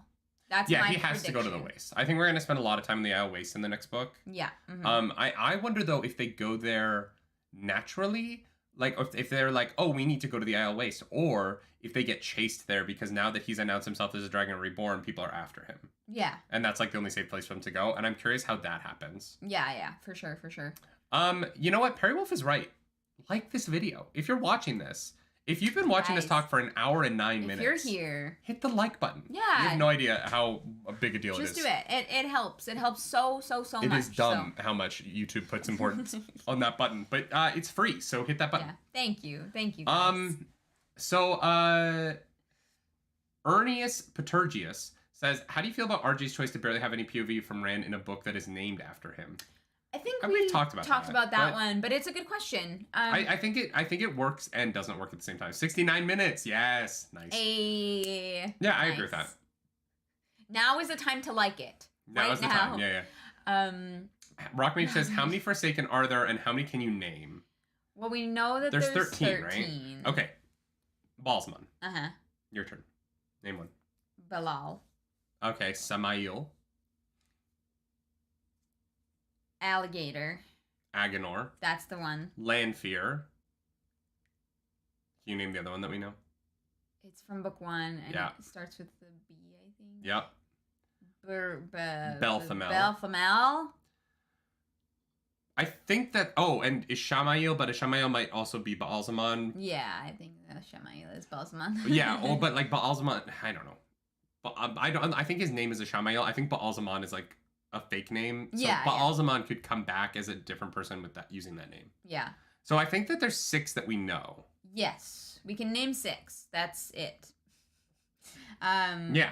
That's all we got for you, Rock. But if Moiraine was here, she would know exactly where they all are. Yes, because she can smell which Forsaken it is. I think that's it. Have we learned any other names? I don't think so. Yeah. I don't think there was one other name checked in this book, but it was only one so quick you could miss it. All right, well, I think we missed that one. Did you name the one Moiraine took out? That was Bilal. Bilal, yeah. Jeff Bezos. Jeffrey Bezos is Forsaken. All right, Sex Monkey says, y'all suck at one question per message. I don't know what that means. Chess Club President says, in Dragon Reborn, we've seen moments of Rand's insanity creeping in. Shaking the mountain and line up bodies. Yeah. With this being only book 3, what do you think is the plot arc of madness trope for the rest of the series? Does it wax and wane? Does it disappear? Does it destroy him? Does it corrupt others? What potential outcomes by book 14 do you expect? Okay. I think that by the end of book 11, Rand is cured of his madness. 11. Okay. Yeah, I think that's going to be a big one. Rand is going to get cured of his madness by the end of book 11. Okay. Up until then, I think it's going to get dark. I think that there's going to be a very bad moment where Rand goes very far. Yes. And like destroys a city or something. Yes. I think in the next book that Rand being around, because they're all in the same place right now. I think that Rand being around people that he's familiar with is going to like pull him back a little bit from the madness for a short time. Okay. And he's gonna get a bit more under control, and then I think books 5 and 6. I think book 5 is gonna be like probably low of the low, and then there will be like a book or 2 where he's able to not channel and keep the madness at bay. Dope. And then there's going to be a breaking point, and then he gets cured. Yeah, I think that's. Yeah, the madness is the toughest part of this for me, because it's like, on the one hand, I can totally see it going all the way to the end, but on the other hand, like writing that, I just can't imagine the like work of trying to write. Of like plotting out a believable decline into madness where he can stay the protagonist. Yeah. Right? Because there's a point where he goes mad enough that you have to make him the antagonist. Yeah. And so it's really hard to imagine him being the good guy of the series while also being too off the rails to behave in any sense around other people. Yeah. And that becomes difficult over time. So, yeah. I don't know. Yeah. Yeah, Rand is a super tough character right now. Yeah. Because there's so much. Yeah, there's so much that can happen right now. Wait, do you think... I think Rand is going to the Aiel Waste next book. Do you think anyone is going with him? Oh, Do you think, like, Elaine and Iguain come and learn about... No, they have to go to the tower. Polyamory? They have to go to the tower. You're right, they do. You're right, they are needed elsewhere. I don't know, honestly. I think Matt might. Really? Yeah, I don't know. I think Matt might. Matt is about to leave. Yeah, but I think he's going to leave with Rand. I think Moraine and Lan do. I think, like, the four of them. I don't think Perrin does. I think they're going to split up Moraine, Perrin, and Lan. Because that's been, like, a thing... None of these like pairings last very long, so I feel like he likes to split them up into different groups. Yeah. So like Perrin won't, but Perrin might go with, I don't know, that's tough. Yeah, I was just a thought that popped into my head, but Idversigo asks, what moments from books 1 to 3 do you think are critical that the show hit or cut? They haven't cut anything from book 2 or 3 yet, right? So we can't like comment on that. Yeah. But from season 1, I think that. What did they cut that I don't understand? Well, I mean, they cut Camelin. Honestly, the biggest thing for me is cutting the introduction of Morgase. Yeah, that one is weird. Yeah, I'm really weirded out by the cutting of Morgase. It feels strange. Mm-hmm. Elaine is so important that, like, cutting her introduction out of the series feels weird. Mm-hmm. And now you can't introduce Elaine to Rand. You can't introduce the world of Elaine the right way No, anymore. Like they will never have the same like interact. Like it's odd. You can never introduce Elaine when Rand is still innocent. Rand will meet Elaine when he already knows too much about his own destiny. Yes, 100%. Alex, thank you so much for that super chat. Thank you for the super I love to hear you speculate with so little information. The ideas you think of as wild and the real scale events in later books amuse me a lot. Yeah. Yeah. We'll see. Yeah, I think shit's gonna hit the fan for sure. Cutting mentions of the Horn of Lear. Yeah, very odd, because they could have just sprinkled that in conversation. So easily. Like you could have just had, like, oh yeah, the Horn of Valyrian is that people are being called to Ilion. Like, it could have been throwaway lines. Play in the background all the time. Like, just have Tom playing it. Just have them, like, run into someone on the road who's like, I'm headed to go hunt the Horn of Valyr. Like, literally could have been that simple. Yeah. It is also weird that they cut Tom from the beginning part. They didn't have the actor. He wasn't available. Oh. Yeah. They really wanted that guy, and I get it. He was great. Yeah, and he wasn't available until episode 3. Fair. Yeah. All right, then. Perry Wolf, thank you for that super chat. Also, the prologue should not have been cut. I agreed. I agree. Yeah. Perry Wolf, you make a good point. The more I know about this world, the more I dislike the episode 8 cold open. I don't like the finale of the show. I've said that a lot. Mm-hmm. It's funny because someone commented on our Moon Knight spoiler chat this week saying that we were Wheel of Time super fans of the show. And I was like, I don't think that's true. I liked a lot of it, but I really disliked the finale. It brought me a lot of joy, but we like ripped it apart. Yeah. So someone's never watched our content, that's for sure. Yeah. Calling us a super fan is a very odd interaction with how I talk about the show. But makes no sense. Yeah, no, I think that cutting Morgase and Elaine is my biggest. I don't understand why you would do that. Yeah. Because now when a Rand meets Elaine, he's already going to be kind of the like broody, dragon like tainted boy, and so Elaine is never going tainted love. Elaine is never going to get to meet him when he was joyful and light, right? And so when she meets him, he's already going to be broody, and she's not going to have that like initial experience of being like, oh, like this, there's so much light in this boy. And so their whole relationship is going to be built on an entirely different premise. Yeah. And that just is odd to me. Yeah. I just thought of a for Dusty Wheels, like song contest, Tainted Love. Nice. Rewriting that. I think that would be very funny. Yeah. Nobody steal my idea. So Telemere wants to know if you picked up any writing tips from RJ after 3 books, and if I have any cosplay ideas. Yeah, I mean, for the writing tips, it's really about like paying attention to how Robert Jordan writes for foreshadowing. His foreshadowing is some of the best in the business, honestly, and Yeah, I definitely think I've learned a lot from reading his books. Yeah. That I would take into my writing. Yeah.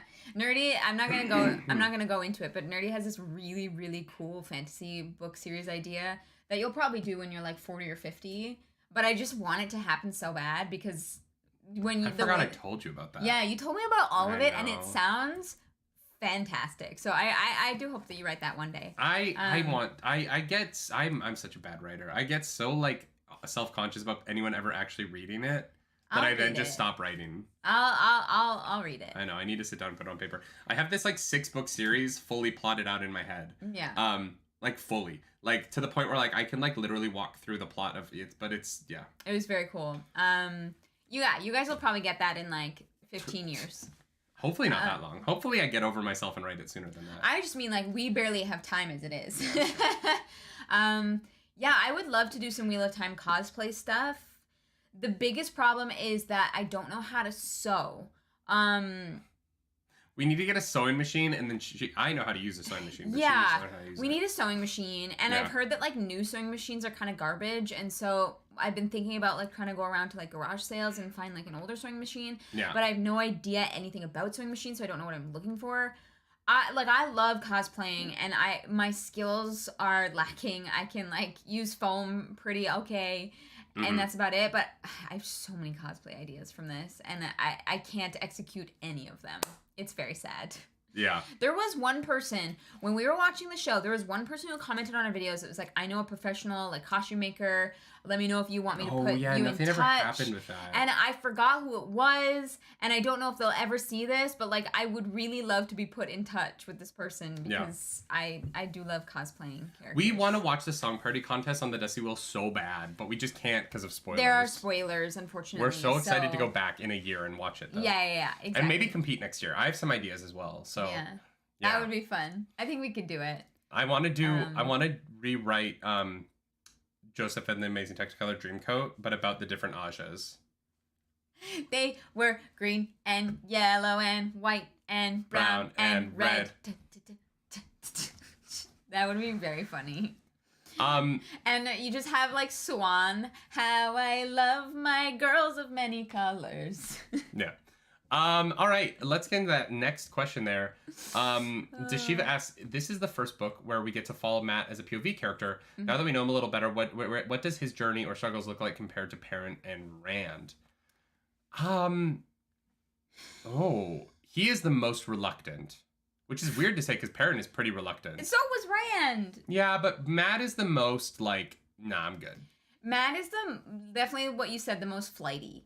Like, Perrin has this kind of sense of duty that Matt doesn't have. Well, he does kind of get because he's like, I want a kiss from Elaine, so I said I'd deliver this letter. Yeah. Yeah, Matt is very kiss motivated. Matt is horny. Yeah. That is just how you say it. Which is funny because getting lucky seems like it should be a thing he'd be good at. Yeah. Do you think the second half of the series is just Matt getting lucky? Like if the books get horny? I have a feeling there's a lot of sex in this series. It does seem like not like explicit. Like I don't think like there's going to be like I don't think Robert Jordan. I get the feeling that it's going to be like fade to black. Or like mentioned like later like as things that happen. But I think there's going to be a lot of. Because I think some of our characters will have kids at some point. I think someone's gonna get pregnant in a 14-book series, right? Huh. Okay. I think that I definitely think that there's going to be elements of these books that are the sexual lives of these characters. I mean, they're human. It'd be kind of weird if it wasn't. Yeah. And it is like a pretty adult series. Like there's lots of like there's like hefty stuff in here. Yeah, no, I agree. I don't know. I don't know how. I definitely don't think it's ever going to be explicit. No. Not the way that it is on our podcast. Yeah. So, yeah, no, I definitely think Matt's so fascinating because he's such a good man, but he's been through some shit and he doesn't want to be. You know what I mean? Like, he just wants to look out for himself, but he fails at that. Yeah, he's like, your kids are annoying me. Take my money. Yeah. I'm like, really, Matt? Sure. Yeah, so it's interesting. Man. I don't know. I'm excited to spend more time with him, especially now that everyone's back together, because they're obviously going to get torn apart again. So I'm curious to see what the next reason they all separate again is. Yeah. Because right now they're all people of the dragon, so they're all in danger just by being in proximity of Rand. And how different characters respond to that is going to be interesting. Yeah. Do you think show Matt is closer to the Matt from books 1 or 2, or to the Matt from book 3? Show Matt. That's tough because he disappears at the end.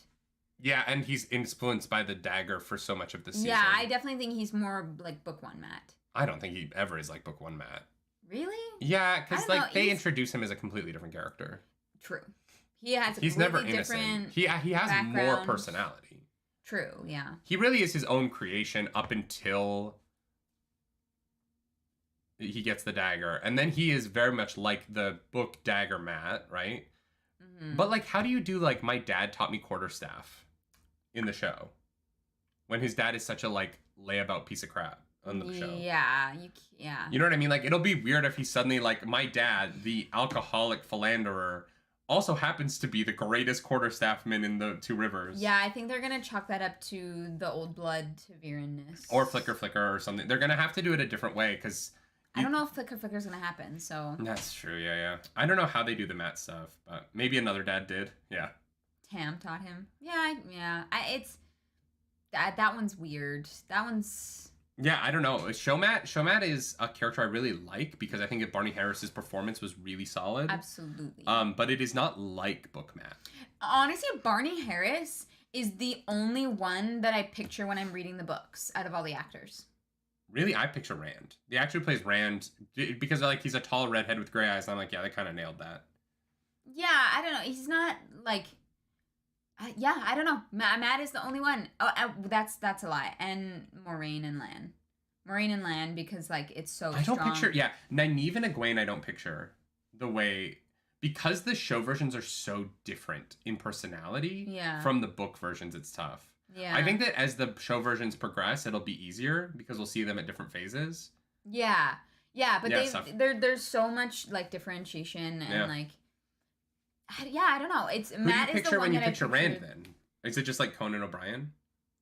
No, this is gonna sound weird, but like I picture him more like young, like a young Weasley. Like Fred and George. Okay. I don't know why. All right. And there's nothing wrong with the actor Rand, but like just in my head while I'm reading it.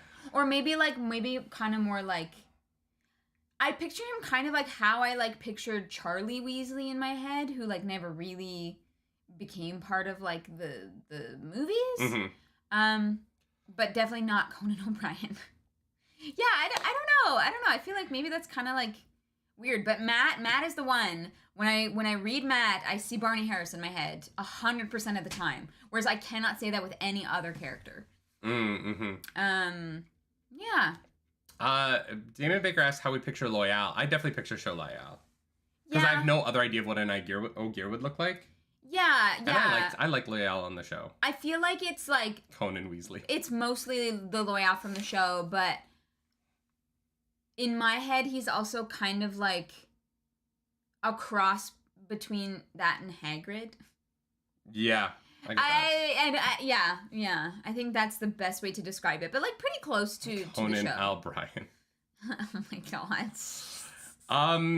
Lord Mandu asked, did you know that RJ experienced polyamory for himself, and that is where his writing of it comes from? When he was younger, he had 2 women who officially shared him between themselves and scheduled his date nights with each other and organized birthdays and such. That's so funny. How fun. Oh my god. Honestly, that a lot of that sounds so nice. Like just having like 2 other people like schedule stuff for you so you don't have to worry about it. You want an assistant. Yeah, I would love we You don't want another lover. Well, long term, but you want an assistant. Yeah. All right. Yeah. Who wants to be our assistant? Like he definitely doesn't write polyamory from a judgmental place. It's very much just like he writes polyamory as just like a fact of life, kind of like this just happens, which it does. Like I know a lot of polyamorous people. Yeah. I think that like when you're in the queer community, you know more polyamorous people than maybe like straight people do. Probably. Yeah. I think that like if you're like, because I feel like when I was not out, when I was in the closet about my bisexuality, I my straight friends did not discuss polyamory almost ever. No. Whereas now that like my life is so surrounded by queer people, it's just something that just is more normal. Yeah. 100%. Yeah. That's no, I had no idea that RJ, I mean, it makes total sense. That is very cool. Turvok says, do you think season 2 of the show will have Rand at both Falma and Tyr? Elaborate. No, I think it's gonna be one or the other. Oh, yes. Yeah, we have talked about this, that we think that those... Sure, yeah. We think that that storyline, because we know books 2 and 3 are being kind of blended together into one season, which seems wild to me. It seems like a lot. I don't think it's going to be both Falma and Tyr. I think it's going to be one or the other, and they're going to be condensed into one thing. There's no way that Rand can run around that much. Like, I don't think it's possible unless they just start using the portal stones willy-nilly or the ways. But the ways should be blocked. I think the ways being blocked... Well, that's tough. I don't actually know if the show is going to introduce the portal stones because they already have a way to get around, which is the ways. And introducing another... Unless the portal stones become super duper important in the future, which they might... I think the show might make the choice to leave the portal stones out of it. That's just my thought. Yeah. I don't know. That one's tough. But I have a feeling I won't be surprised if the portal stones, the portal stones don't. I don't think there's going to be Flicker. I think that they're going to have the budget for either Flicker or the Terangriel, like, accepted trial. Yeah. Don't think they can do both, and so that's too expensive. That's why I don't think the portal stones are going to show up. I think they will. I just think that the world in the portal stones won't. I think that they're going to use the portal stones to, like, teleport around. My thinking is that they already have the ways. And so the ways are expensive though. Whereas having them go up to a stone, it all goes white, and then they're just in another place is way cheaper. I guess, but you could kind of do that with the ways because we've already seen them. So as long as they get from one place to the other safely, you don't have to spend a lot of time in there. I don't know. It's just I won't be surprised if the portal stones don't show up. I agree with Me Monk 100 that I think they're going to have the Sanchin invade Tyr instead of Falma. Yeah, for sure. Yeah, I just think it makes sense. I think that you can condense that. I think it doesn't really make sense within the map, but like maybe they just sail down and around. I don't know. Yeah. They already have the ways built. That's fair. Jordan Kohler says we're not giving them enough credit. It's not about credit. No, it's about budget. Well, we've worked in the entertainment industry, and we know kind of. I've worked on a lot of TV and film productions, from like absolutely massive to independent, and like it really is just a conversation of like I can watch a show now, and based on how many extras are in the scene, I can tell you how much that they spent on it, right? Yeah. You just kind of start to get used to those kind of conversations when you're in it, and when I'm reading the books, I'm reading about my brain as like as someone who knows they're making a TV show, starts to try and do the math of how much it would cost to get this done. And there's a lot in these books that is just too expensive for live action. Well, and unless you have $120 million movie budget. And you already have a way to basically fast travel. There isn't really a reason to add another form of fast travel that you then have to take the time to explain and set up and all of that. And like I said, I think they're cutting Flicker, so... Well, and like the Shadow World where they meet Selene is a massive expense. Yeah. That I just don't think they're going to do it, right? It would be very tough to justify that expense when you could cut it in... If they were doing all of Book 2 as a season of television, I wouldn't have this problem. It is because they've said they're doing Book 2 and 3 as one season that my brain goes to how can we cut really expensive things... to make room for the entire story we're trying to tell. Yeah. And that is that's where my brain goes. Yeah.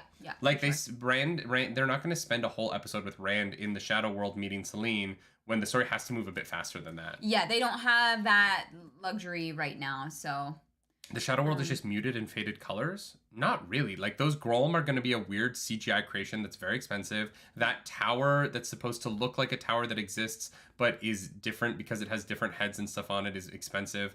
Showing that the world has been scorched in these huge swaths of fire. That is an expensive thing to build. Yeah. It's for sure a lot. It's not just like putting a filter on the camera, because here's the thing: if all you do is put a filter on the camera, it's gonna look so cheap. Yeah, and the with the ways, like, or sorry, not the ways, with the portal stones, having the weird thing with the distance and showing that, and how it's like your brain, like how it doesn't quite work properly in your head. It would cost a lot of money. So Frog mentions the Grolm will just be a dog in a frog suit. No, I think they'll have Grolm. I just think that they'll save them for the ones that are with the Sanshin, right? Yeah. If you're like, okay, unless they build the model and it's easy for them to use the model in multiple places, I think that it's more valuable to use them in the Sanshin scenes than it is to use them in the shadow scenes where you just don't need to. The Sanshin definitely need like to have some kind of horrifying creature. So yeah. Sukjak says, how are you going to introduce Lanfear and Kyrian into the show? I think they run into Lanfear on the road. I just don't think that it happens in the portal zones. I think that Lanfear shows up. Yeah. Yeah. Yeah, for sure. And like is like starts to, I think that like Rand gets like, I think Rand will have a moment of madness, get on his horse, chase Pat Fane down, lose him somehow, and then run into Lanfear, and that's how it'll work, right? Yeah, that would be interesting. DK wants to know, at this point in the series, would you want to live in Randland? And if so, what country, society, group? No. Why would you want to live here? I would be curious to live there, like, before the breaking. Oh, sure, yeah. But, like, yeah, the world when they were full on war with the Dark One. The world is just, like, a mess. I wouldn't have minded living in Two Rivers, like, 40 years ago. Yeah. But, like, right now... Kyrian's in civil war, Andor's going to war, Tyr is falling apart, the Aiel are coming over the spine of the world, Agelmar and all of his people are at war with Trollocs constantly. Yeah, it kind of sounds awful. Yeah, Randland is a mess. Why would you want to live here? The Sanshin invaded and enslaved all the women at Tfalma. Yeah. Yeah, I'm gonna say if I could live in a tiny mountain village that's away from everything, maybe, but like I don't want to deal with any of this shit. I want to say, like, maybe I would want to be an Aiel, but we haven't, like, been there yet. And, like, they probably have some, like, shady stuff going on. You would have so many first sisters. Don't call me out like that. Psycho Can wants to know, going forward, which character would you like to have POVs from, either more from them or for the first time? Definitely Swan. I would love more Swan POV. Swan, Min POV. I want more Min. Hell yeah. I still stand Min Fear. Guys, if you were at the Dusty Wheel, you know what I'm talking about. Forgot about that. I did not. Min Fear is so funny. Who else? I would love a POV from Lanfear. I think that would actually be really interesting. A POV of Lanfear? Yeah, or any of the Forsaken. I think getting some POV time with the Forsaken would be really interesting. That would be interesting. Huh. Okay. I think I like that. I would love for them to give, if we're gonna have more Elaine, Nynaeve, Iguain trio time, I want some of those POVs to be given to Elaine. Yeah, I agree. Elaine has not been given a moment to shine yet. Yeah. And I want that to happen very badly, please. Yeah. Please. Hashtag Minfear. Who else? I would love some Loyal POV. I think it'd be really interesting to get in his head. It would just be so long. I'm fine with that. This book is longer, so... That's true. Maybe this book is longer because we have some Loyal POV in there. No. What are you doing? Don't look. When I was a kid, I used to like buy a new book and I would open to the last page and read the last word. Are you gonna attack? Actually, I think that's from book 5. Oh, is that the like? Yeah, it's the chunk. I just read it from the end. Oh, okay. Yeah, okay, what's the last word? The last word of this book. That's the glossary. Watch it be a spoiler. It's gonna be it's gonna be a name or something, and we're gonna be like, what's that? All right. On. Great. That's all we got. That's all we got. Huge spoiler. On. Huge spoiler. Be very careful. It's not like I read the last page. I don't hate No, myself. I literally read one word. Yeah.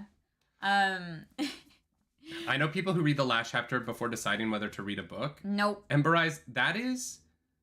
You've ruined it. That is a level of self-mutilation that I can't get on board with. Masochist. Ends with a preposition. Not that word. You know so much now. I just want to read this book, y'all. I'm so excited. I'm so excited to jump into it. We might fight over this book for who gets to read it tonight. Rantal Moore says, here are the Forsaken statues we've seen in the show. Which can you name so far? Those are the Forsaken statues? Y'all, none of these mean Lanfear is anything. definitely the one with the big titties at the end. Okay, maybe. Lanfear's got the big boobies. These all look like they're from a sci-fi series. Balsamon is the big one in the middle with like the kind of cat face. Yeah, I think that I have no idea. These mean nothing to me. Any of these could be any of them. Like none of them have like distinct enough like features. Yeah, guys, I'm guessing. They're guys, cool, I'm though. just guessing. I either that or like the one with like the big dress kind of looks like queen-like and could be Lanfear. She's very like sexual, so this one has like a very defined V in her crotch, so that could also be Lanfear. No, it's not. Yeah, I don't really know why the White Tower has statues of the Forsaken. I think that's very weird. That's how Moraine knows who's who. Yeah, because these look like people. Because that's what they look like. Yeah, sure. The one guy, the one statue looks like from Mulan. The like shorter guy in red. Oh yeah, the Harvey Firestein's character. Yeah. This guy's got him scared to death. I can do that voice. I could be Edna right now. Wilbur, you're timeless to me. All right. Emerald asks, who is your least favorite POV character? My least favorite. I mean, in book 2 it was easy. It was Bornhold. I just did not give a shit about any of the Bornhold stuff. In book 2, yeah. In book 3, though? Yeah. Least favorite. That's tough. That's really tough. Yeah, there was none that I didn't like. I can't even think because there weren't any that weren't main characters, right? This time. Well, except the white cloaks at the beginning, I guess. That's just the prologue, though, and I liked that a lot. I really liked that scene. Yeah, no, same. I remember really loving the prologue of this, so I don't think there's any. Honestly, book 3, I have no complaints about. Maybe Iguain, just because her storyline was the least interesting to me in this book. Fair. So I guess, but barely. That's us struggling to try to come up with something. It's honestly, a good question, I think that the choices of the POV characters is really strong. I agree. I like that. Here's the thing, y'all. I struggled to read Game of Thrones because it jumped around too much and it was so disconnected. And I think that Robert Jordan does it so much better. Mm-hmm. Like leaps and bounds better. I'm sorry. I don't know if George R. R. Martin is ever going to watch this, but your writing is very hard for me to read. Robert Jordan nails it. I'm just throwing it out there. I don't think George R. R. Martin would be mad if I said that, but yeah. Max Level asks for nerdy, choose born as a useless man or as a male channeler.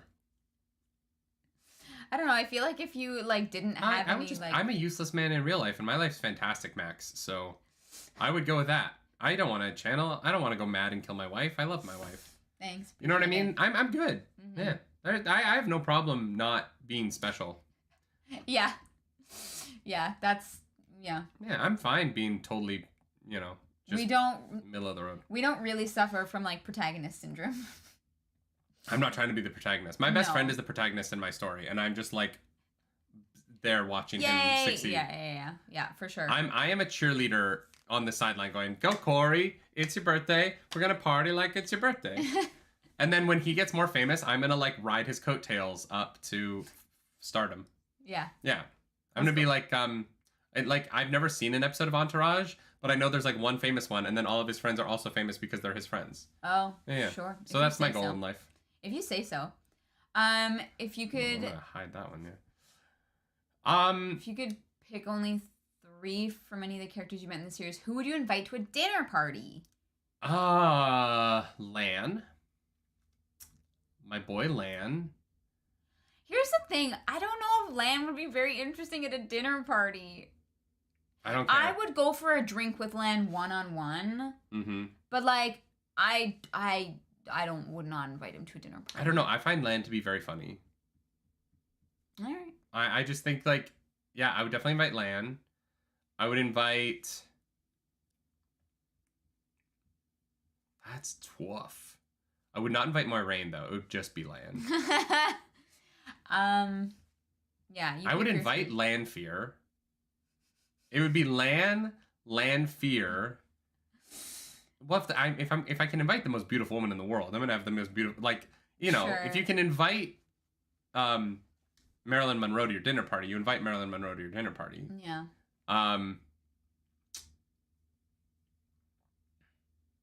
Who's the third? I want pure chaos. Oh my god, Matt. No, he's too young. I need adults. None of the Emmonsfield 5 are old enough to come to one of my dinner parties. Fair enough. Lanfear, and fear itself. Maybe Tom. I feel like that'd be fun. Yeah, Tom would be fun. Min would be fun. Yeah. But like Showman. Bookman would be too young. But like Showman feels my age. Bookman does feel younger for sure. Showman is a bartender, so she and I would get along. Yeah, she's like a badass motherfucker. We would make cocktails for each other, and like, honestly, I feel like if I was gonna date anyone from this, it would be Showman. Because we would have a lot in common. Yeah, we would just share a love of cocktails, and she would be happy that I would never ask her to read anyone for me because I don't want to know. Agelmar would be great. Show Padden Fane. Like nightmare. No, but it's like that actor. The actor who plays Padden Fane is like a person I would absolutely love to interview. Matt definitely has a mommy kink. He likes older ladies. That is like Matt might be too young for you, but he 100%. likes an older partner. That's so funny. Yeah. I would invite Tom. I would invite Min. Mm-hmm. Those are the two for sure. Bale Doman. Oh my god, no. You know who I would invite? It would be Tom Marilyn, Bale Doman, and Lanfear. That would be a fun night. No, because he would be uncomfortable at the vibe, right? Right. I would want Lan there, but he wouldn't enjoy it. But like Lanfear, Bale Doman, and Tom Marilyn would be a rowdy party. Like that would be my kind of dinner. All right. Someone would probably die, but like I would invite Tom because he just seems like you could have great conversation with him. Yeah. I would invite Min because I love her and she seems honestly like really cool. And I would invite Avienda because I don't know much about her yet, but she seems very cool. Embry says, if you invited Swan, would you serve fish or would you not serve fish? I hate fish, so I would not. So you would not. That's the thing, though. Swan, like, knows fish really well, so you'd have to, like, make sure it was done really, really well. Otherwise, Swan would fucking make sure you knew that it was not up to standard. Marco says Swan would be perfect. No. Swan, I don't want to hear fish metaphors all night. It's just not, it's not my vibe. I don't know. I would definitely She brings it up too much. I find it like I like her as a character, but there's times when I'm like, girl, like you don't live on a dock anymore. You need to get some more references. I guess. You reference one thing and one thing only. I think it's charming, but yeah. Oh, no, you're right. I would have to invite Lanfear if I'm inviting Min. Time to break out the Gordon's fish sticks. I wonder Fish sticks and custard? Fish sticks and custard. Delicious. Says the guy who does not eat fish sticks. Yeah, no. Stormdy asks, do you think Iguain will keep getting captured? I think she will keep getting captured until she's the Emerald seat. Yeah. And then she'll get captured one last time. Our theory is that every time she gets captured, she levels up, so she's definitely going to keep being captured. Iguain is in a video game, and the end of each level is her getting captured. Surprised Galad is getting the love. Galad would be boring at a dinner party, I think. I don't like Galad at all, so... Like, Galad, like, might be, like, great in bed, but I don't think he would be, like, a very interesting conversationalist. Galad is missionary only. Maybe. Just because he would have a nice penis does not mean that you want it in one position. I would hire Galad to be, like, the butler for the evening. No, because he'd complain about it. Honestly, I'm, like, Galad reminds me of the twins from The Social Network. In that, like, I don't want anything to do with them. Oh, I've never seen it, so... Yeah. Yeah, I think Iguain and Galad are going to end up together, and they're going to be the most boring couple in this series. I would invite Gawain over Galad for sure. Because Gawain actually seems like a sweetheart. Yeah. Like, he actually seems like a bro, you know? Like, we could be, like, friends. Look, as a nerd, I'm going to invite the other nerd. I'm not going to invite the jock that's going to bully us. Galad is the sushi table. But... There's a leaf over his mouth, so I don't have to hear him talk. He's just gonna lie there and look hot and naked. Oh my god. Yeah. Swan would love that. Sushi. The Winklevoss twins. Thank you, Bozamian. Okay, I've never seen. Yeah, Galad looks like the kind of guy that would tell you that he went to Harvard every time you hung out with him. Oh my god, yeah, and you'd be like, I get it, dude. We need Hopper at this party. Yeah, well, I'm gonna mount his head on my wall, taxidermy style.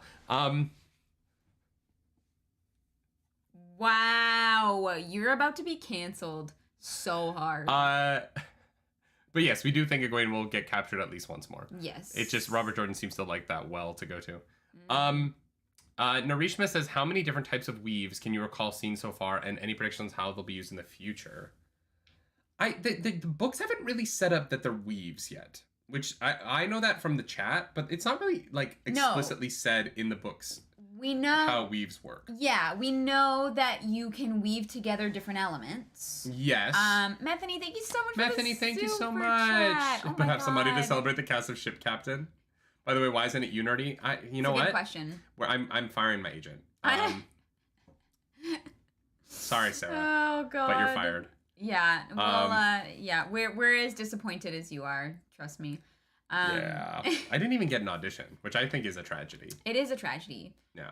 I don't think they're auditioning in Toronto. I think that Rafe heard that I don't like the finale, and he was like, well, we can't hire him now. Screw that guy. Then the YouTube channel Nerdy Nightly is going to ruin my acting career. Nerdy Nightly didn't want to shave mustache. Bale Doman's going to have a beard. Oh, yeah. A ship captain has to have a beard. 100%. Yeah. It's tough to talk about the weaves because we actually don't know how in-depth they really go. Like, we know you weave together different elements and that some channelers are stronger with different elements than they are with others. Like, it is very rare that Iguain is strong with, like, earth. Yeah. Which is cool. But we don't know. The only weaves that we kind of have, like, any, like, real idea of are the tying off of the shielding. Yeah. That's about it. So, like, that one is super interesting. I think a lot of people are going to get shielded. I think that's going to be, like, a constant thing. I think Rand will get shielded at some point to try and stop the madness. I think that'll be, like, one of the ways in which they try and stop the madness. Mm-hmm. But I think that, like, it'll be one of those situations where Rand gets shielded to stop the madness, but then it actually just makes things worse for him. And so they give him the power back because it is, like, hurting him. Yeah. I think that'll happen at some point. I think I also really want to know. I don't know if the book is going to do this, but like I really, really want like an in-depth explanation of the differences between the Side In and Side R. Yeah. Like I want that in my heart of hearts, but I don't know if that'll ever be explained because it's like magic. You know what I mean? Like it's not logical, really. Oh, Ilianers have beards with no mustaches. If they wanted me, I would shave the mustache and just my face would look so strange. You should try it one time just for fun. All right, JordanCon 2023. I will go as ship captain. Yes, absolutely, 100%. We're making it happen. I'm gonna grow my beard really long and then shave from here to here, just for the weekend, and then I'll. And then grow it back. Yeah. Grow it right back. The nice thing is, like, I shaved this side. Like, I shaved the sides, like, what, 2 weeks ago, and it's already pretty basically full. Back, yeah. It comes in pretty quickly.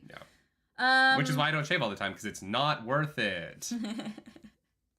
Yeah.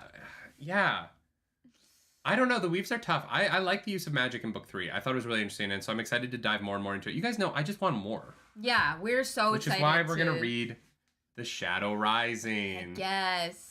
I would look at this blue. I'm so caught up in the blue they chose for this. I know it's really beautiful. This is my favorite color of any of the books so far that we have. Agreed. Robert, I would love to do an Aiel cosplay for JordanCon. Like I said, I just can't. So I'll have to figure something out. Mike Price says, I can't have beards 4 days. I don't want to claw my face off. You just have to get through the itch. Get through the itch, and on the other side is Nirvana, my friend. Ash Andori, thank you for joining the Nargs. Thank you for becoming a Narg. Welcome on in. The Nargs. Our Narg, the perspiration. Condensation. Oh my goodness. I have no idea how people manage to pace themselves like you guys do. I read all the books in like 20 days. We have the time. We have jobs. Like we have shit that needs to get done. We make so much content. Some weeks we like don't have enough time to like do it. It's tough. Yeah. But we get it done because we love it so much. But yeah, no, there's a lot going on for us. So we're trying to pace ourselves so we don't absolutely lose our minds. Yeah, and like the show makes a little bit of money for us, but it definitely doesn't like fully pay our bills yet. So the other stuff that does pay our bills has to get done. Yeah, it's a little bit of everything all of the time. A little bit of everything all the time. A bit of do you want to read this? Oh my god, there are so... Wow. First of all, Six Monkey, thank you for putting out all the all right, so prophecies of the dragon. We're now going to read the Carathian cycle and go through it and see if we can figure it out. First of all, Slick Jack, yeah, do you know how all the movie magic tricks that they have to make someone look taller or shorter? They can make magic work. No. You can play a child camera angles. And then we'll have an adult play, like the adult version of you. You can play the like 8-year-old version. Wow. I think my boobs are too big to play an 8-year-old, but... We can Lindsay Lohan them. Yeah. That's the thing. In Herbie Fully Reloaded, they taped her boobs down so hard that it like caused her physical pain. And it really fucked her up. And she talks about it a lot. Yeah. Okay, let's not do that. No. But yeah, that's a true story. They wrapped her chest for Herbie Fully Reloaded because Disney thought that her boobs were too big for that movie. No. Oh my god. Yeah, and she talked about it years later and was like, it was awful. It was like one of the worst experiences of her career. Yeah, no, that's awful. I hate it. Mm-hmm. All right, so we have some prophecies to talk about. And it shall come to pass that what men made shall be shattered, and the shadow shall lie across the pattern of the age, and the dark one shall once more lay his hand upon the world of man. Women shall weep, and men shall quail, as the nations of the earth are rent like rotting cloth. Neither shall anything stand or abide. The shadow shall rise across the world, and darken every land. The shadow shall rise across the world. Even to the smallest corner, and there shall be neither light nor safety. And he shall who shall be born of the dawn, born of the maiden, according to the prophecy, he shall stretch forth his hands to catch the shadow. Okay, they're playing baseball now. It's like Twilight. It's like the baseball scene from Twilight. How dare you? The greatest editing in a movie of all time. And the world shall scream in the pain of salvation. All glory be to the Creator, to the light, and he who shall be born again, may the light save us from him. Ashandra, thank you for that super chat. I always envision Bale Doman and other alieners with 1890s New Englander accent when he speaks. Yeah, that'd probably be it. Yeah, that's pretty accurate. Bale Doman would fit into that show, The Nick, that Steven Soderbergh does on Showtime, I think. Okay. So this one's already happened. This section so far already happened. The breaking? Yeah, like this is the breaking, and he who shall be born, like Rand has been born. The only part that has yet to happen is the world shall scream in the pain of salvation. Well, no, I don't, because it says the Dark One once may lay his hand upon the world of man. I think the Dark One is literally going to escape, right? Oh, really? I think that the hands on the world of man are his forsaken. Like, I think that that's literally happening right now. Section 2. Yet one shall be born to face the shadow, Rand. Born once more as he was born before, and shall be born again, time without end. The dragon shall be reborn, Rand. That was the last book. There will be wailing and gnashing of teeth at his rebirth. I think those are Trollocs. Do humans gnash their teeth? Maybe they do. Maybe they do. In sackcloth and ashes shall he clothe the people. So he's going to put people in shitty clothes, and then he's going to burn them to death. Wow, okay. Way to go, Rand. I can't wait to read that. That's going to be fun. And he shall break the world again by his coming. Wow, I want him to break my world by coming. Oh, man. Tearing apart all ties that bind. Wow. Like the unfettered dawn shall he bind us and burn us, yet shall the dragon reborn confront the shadow at the last battle, and his blood shall give us the light. I think it just means that, like, a lot of shit's about to go down where Rand is not going to be a hero. He's going to, like, ruin people's lives. Yeah. But he's going to save them in the end, so it's okay. Yeah. Mm-hmm. Yet shall the dragon, let tears flow, O ye people of the world, weep for your salvation. Oh, I hate that. That makes me just think, it sounds like things are going to get sad. I mean, they probably will. On the slopes of the Dragon Mount shall he be born of a maiden wedded to no man. He will be of the ancient blood and raised by the old blood. Yeah. Old blood being Manetheren, ancient blood being the Aiel. Right. Yeah. Okay, yeah. Or no, maybe the ancient blood is Andor, because I think that he's related to Elaine. I think they're going to be kissing cousins. No! Yeah, I think that Tigraine is going to be his mom. And so... We saw his mom. What do you mean? His mom is an Aiel. Yeah, I think that's going to be Tigran from Andor, the one that disappeared.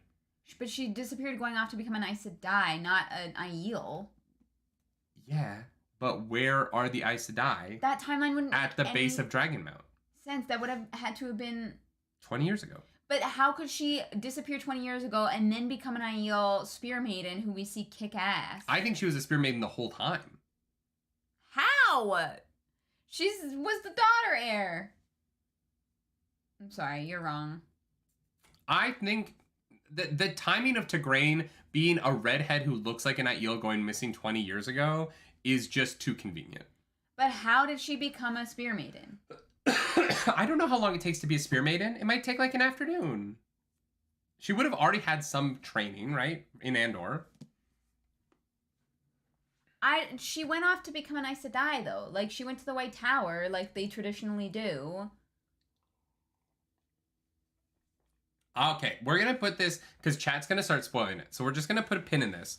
I think that his mom is Tigran, and you think that it's not.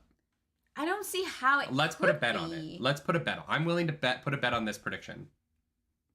How much money you want to put on this? Why are you willing to put a bet on it? Did somebody spoil it? $1,000 bet. What? We have the same money. $1,000 bet. Sure. All right. I think Tigran is his mom. It's just too convenient that Tigran left 20 years ago and disappeared around Dragonmount, and then Rand is born and they don't know who it is. Come on. I guess I'm only willing to bet $1,000 because it's moving from my bank account to my bank account. Maybe the show is throwing me off. Because if I hadn't seen the show, I think I would agree with you, because people are like, "Oh, you kind of look like Tigran." One of us is right. Great, I love it. Because the problem is, like, the show shows Rand's mother as this, like, crazy badass shield maiden warrior who is like an Aiel and fighting, but we actually don't know that in the book. So maybe it is Tigran in the book, but I don't think it could be in the movie. I mean, not the movie, the show. I don't know. I think it's Tigran. I just think the 20-year thing is too weird. The next section of this is, for he shall come like the breaking dawn and shatter the world again with his coming and make it anew. Twice and twice shall he be marked, twice to live and twice to die. That's the Herons. Once the Heron to set his path, twice the Heron to name him true. Mm-hmm. Awesome. 5 ride forth and 4 return. The Emmonsfield 5. Which one doesn't return? I think you said that you think Rand dies. Oh, interesting. Yeah. Above the Watchers of the Waves shall he proclaim himself. 5 ride forth and 4 return was at the end of book 2 was the one that didn't return was oh my god, Ingtar, yeah. Oh, Ingtar is the one that did not return. That makes sense. Yeah. Above the Watchers over the waves shall he proclaim himself, bannered across the sky in fire. Obviously that was the end of the last book. Mm-hmm. The Stone of Tyr will never fall till Kalandor is wielded by the dragon's hand. The Stone of Tyr will never fall till the people of the dragon come. That obviously was in the last book. He shall slay his people with the sword of peace and destroy them with the leaf. He shall heal the wounds of madness and cutting of hope. He shall bind the 9 moons to serve him. I think this, he shall heal the wounds of madness, is he's going to figure out a way to get the taint out of him. Yeah, no, I think you're right. Yeah. The 9 moons is weird, though. It's just, he's going to find 9 great asses, and he's going to bind them. In Shabari style. Be the 9 ring wraiths. But it's just the 9 people with the best asses. Oh my god. Steak! Steak does not think Rand will die. He'll probably be reborn as a dragon. I would love that, Steak. Thank you, Steak. Thank you for the super chat. Once for morning, once for birth, red on black, the dragon's blood stains the rock of Shaial Ghul. In the pit of doom shall his blood free men from the shadow. That's from the Great Hunt. Yeah. Okay. He's gonna bleed. Yeah. All over Baalzamon, or the Sightless One, or Lightblinder. Blood free men from the shadow. Yeah, I am worried. I think that Rand does maybe eventually die at the end, but... Yeah. Are these only prophecies that have been in books 1 through 3? Yes, Messenger. Yes. There's nothing from future books. This is only the prophecy that we have so far. There's no way to figure out the 9 moons. Leave it alone. That's fair. I doubted it was in the book so far. No, There's been no moon imagery. No, nothing at all. The Drums of the Nine Moons. It's a total musical spanking show.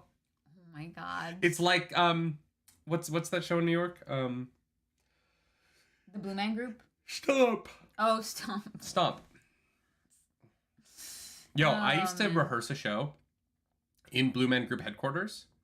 Their headquarters is so cool. Oh, yeah? Yeah, one of the like creative directors of the Blue Man Group wrote a show that I did, and so we rehearsed in their headquarters. That's very cool. Because they had access to the space. And their space is so cool. The Blue Man Group's like rehearsal facilities is like, it's awesome. All right. Or it was. Cool. I don't think it's there anymore. I think they closed it because I think that they've like cut a lot of their shows. But fair enough. Yeah, so that's all of our prophecies so far. I don't have anything. What do you think happens in The Shadow Rising? What do you think the plot of this book is? Oh, should I read the first sentence and should we make predictions from there? Yeah, Do you want to try doing that? So I came up with an idea. I was like, what if we just read the very first sentence of the book and we have to figure out what happens from there forward. Where is page 1? Okay, there we go. Do you want to know the chapter name? Yes. Okay. Seeds of Shadow. The wheel of time turns and ages come and pass, leaving memories that become legend. Wow, that doesn't help at all. That's the beginning of every book. Yeah, literally. Well, fuck. Well,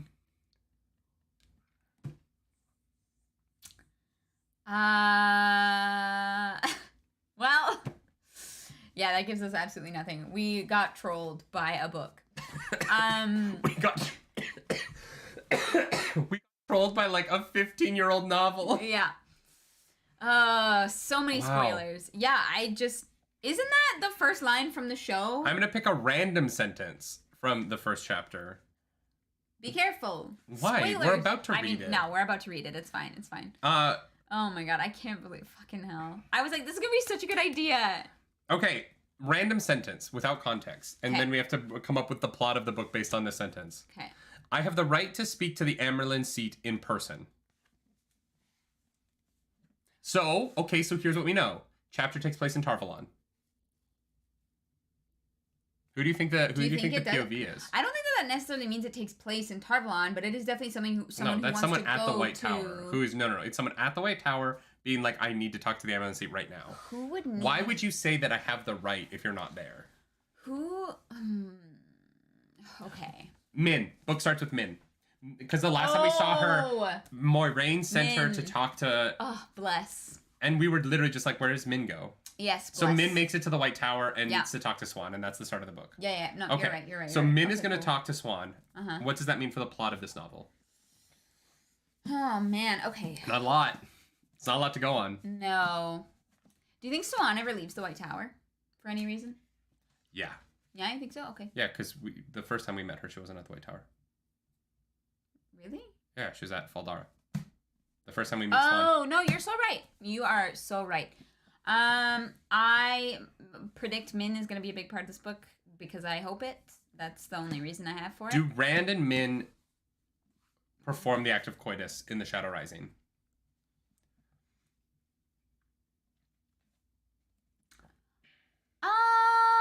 And if not Min, who does Rand sleep with in this novel? Who does Rand sleep with in this novel? I still think Avienda is going to be Rand's third. I can totally see that.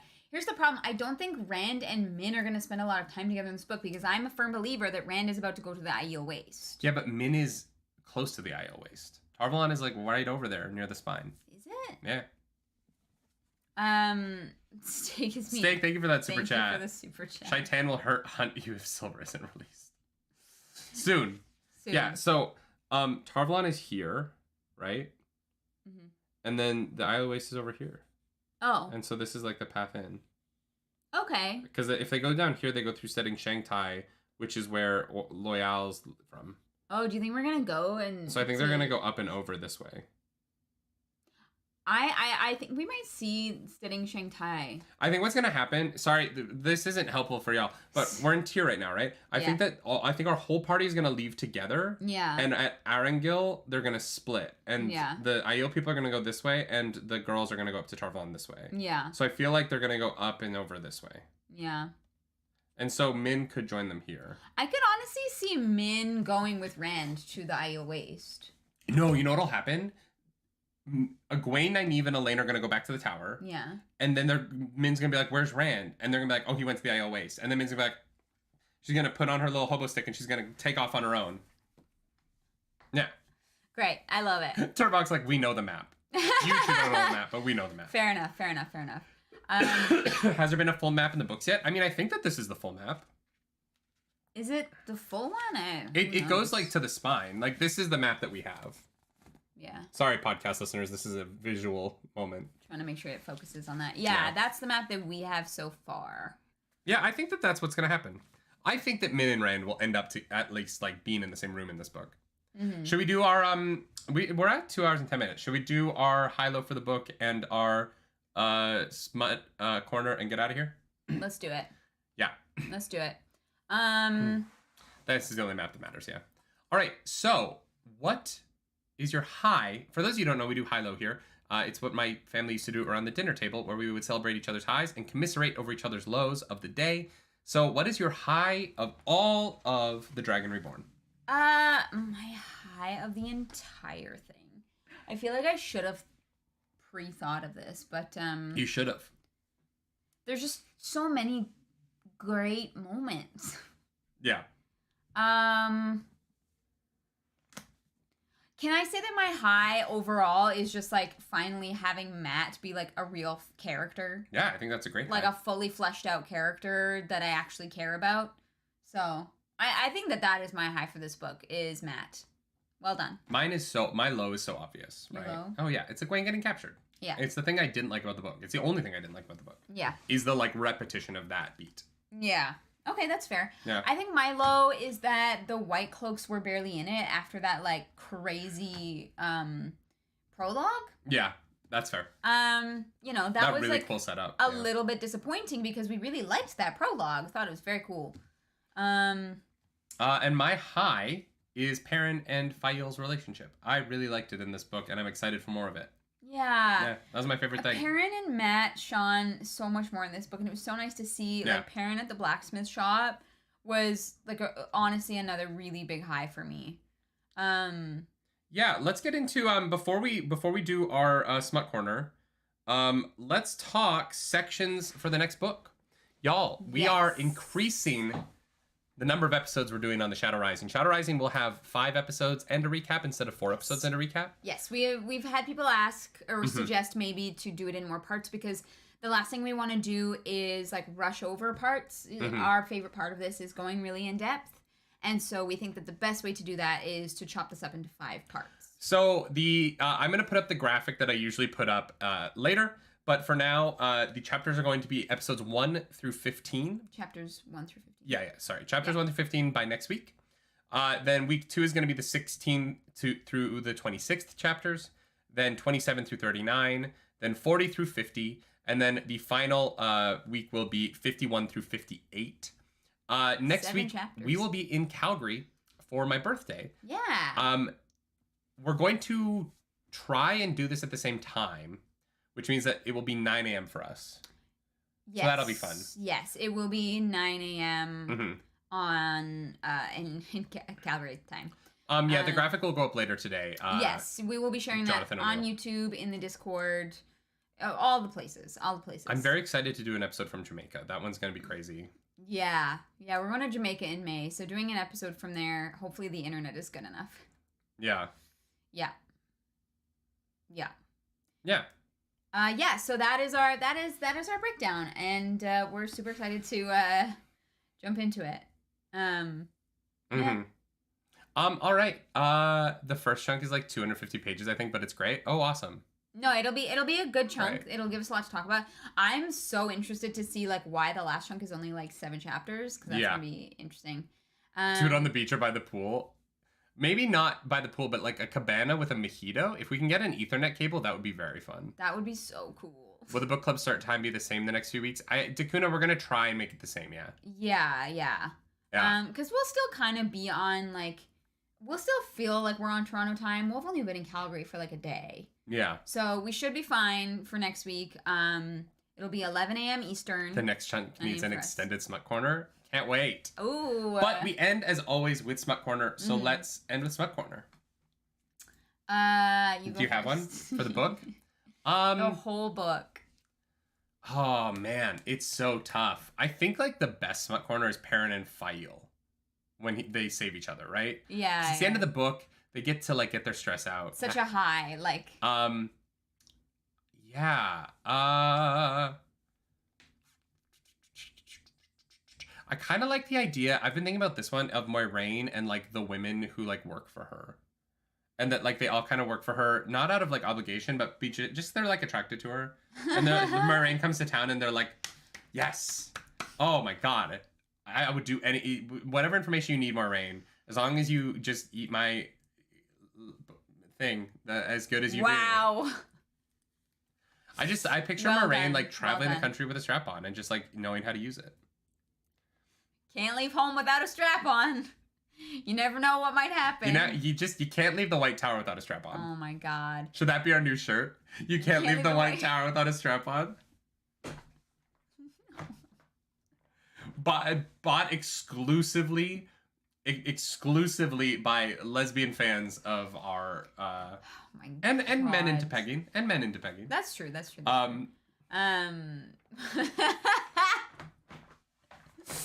Oh Strap-on Grial! Oh my God! Strap-on Grial is so funny. That is great. That is the shirt. That is the shirt right there. The Strap-on Grial is so good. Fantastic. Oh my God. That's chef's kiss. For me, it's gotta be.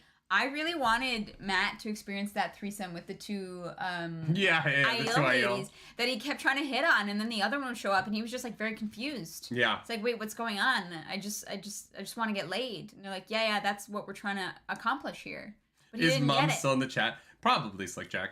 Probably, yeah. My mom's not surprised. Sorry, Trish. My mom is in no way sitting there being like, this is unexpected for him. No, you're so predictable. Yeah, someone said Loyal. We did talk about Loyal getting a smut corner when we were at the steading. Yeah. Was that in this book or was that in the Great Hunt? I think that was in the Great Hunt. No, that was last book. Yeah, that was Great Hunt. That was last book. I am not quite comfortable with an Ogier human smut corner. For some reason. I don't know. It's definitely somebody's kink. So like in happy the book, for them. He's like 10 feet tall though. Yeah, that schlong would be hefty. But like, who knows? Maybe one of them is a size queen. Like, I don't like. Dakuna wants to know can we predict the amount of people Matt will want to bone by the end of the series?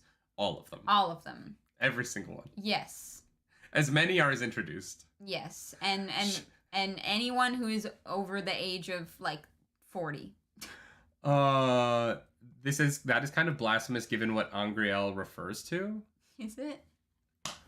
No, Johnny Rotten, it's not bestiality, because bestiality is... They're not animals. Well, yeah, bestiality refers to, like, a lack of sentience, right? And it is interspecies sex, but bestiality is specifically when the animal, like, doesn't have, like... the same sentience or, like, ability to consent. Yeah. But I'm it would take a slow human or a hasty Ogier.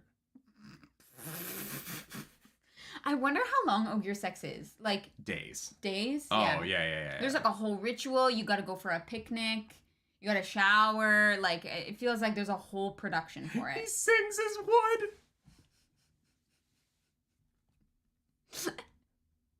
If you ever start singing. Oh my God! I've sung to you during sex. No, you have not. Yeah, I have. No, you haven't. 1,000%. Do you know me? I feel like I would have remembered this. I've definitely sung to you during sex. I've sung to Jersey Boys during sex, to be funny. To be funny, I guess. Oh, yeah, to make you laugh, yeah. Sorry, I must sing my boner. Oh my God, I hate it. Oh, wow. It's getting larger. If you've stuck around this long. And so much harder. I'm so sorry. I love that you went with La Donna Immobile. That was a choice. Well done. Y'all. Oh my God. That is where we're gonna leave you off. That is gonna be your final memory of us for the next week. That certainly gives a whole new meaning to addressing the stump. Oh my God. Loyal's fingers are sausage sized, so double cabossage. Jesus. Yeah, that's the thing, right? Like, Nerdy Chili is in a Frank Zappa. Oh my god. Okay, what is the best song to sing yourself into having a boner? To end the show. That's where we're ending. Wet ass pussy. I don't know. Like, I don't. I would love if you and I got into bed and you were just like singing WAP to yourself to try and get wet. That's so weird.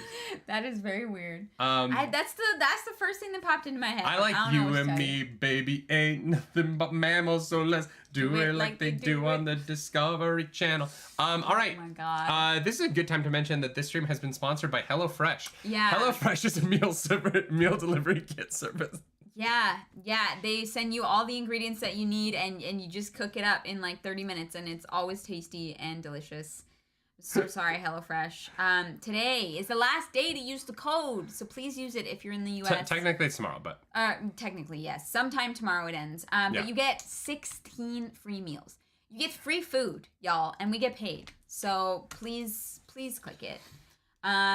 Make sure you join our Discord so you don't miss out on any other Wheel of Time shenanigans. Also, don't tell HelloFresh that we did that. Please. I'm sure they're going to be so peeved. Now we know why this is the last day for HelloFresh. Oopsie. No one ever sponsors us ever again. Wasn't there a big announcement today? Yeah, Power Man. So the big announcement today was that we are going to officially be a podcast at Star Wars Celebration. Yes, we're doing a special episode of the Nerdy Wordy Book Club about Brotherhood, which is coming out in like 2 weeks. Yeah.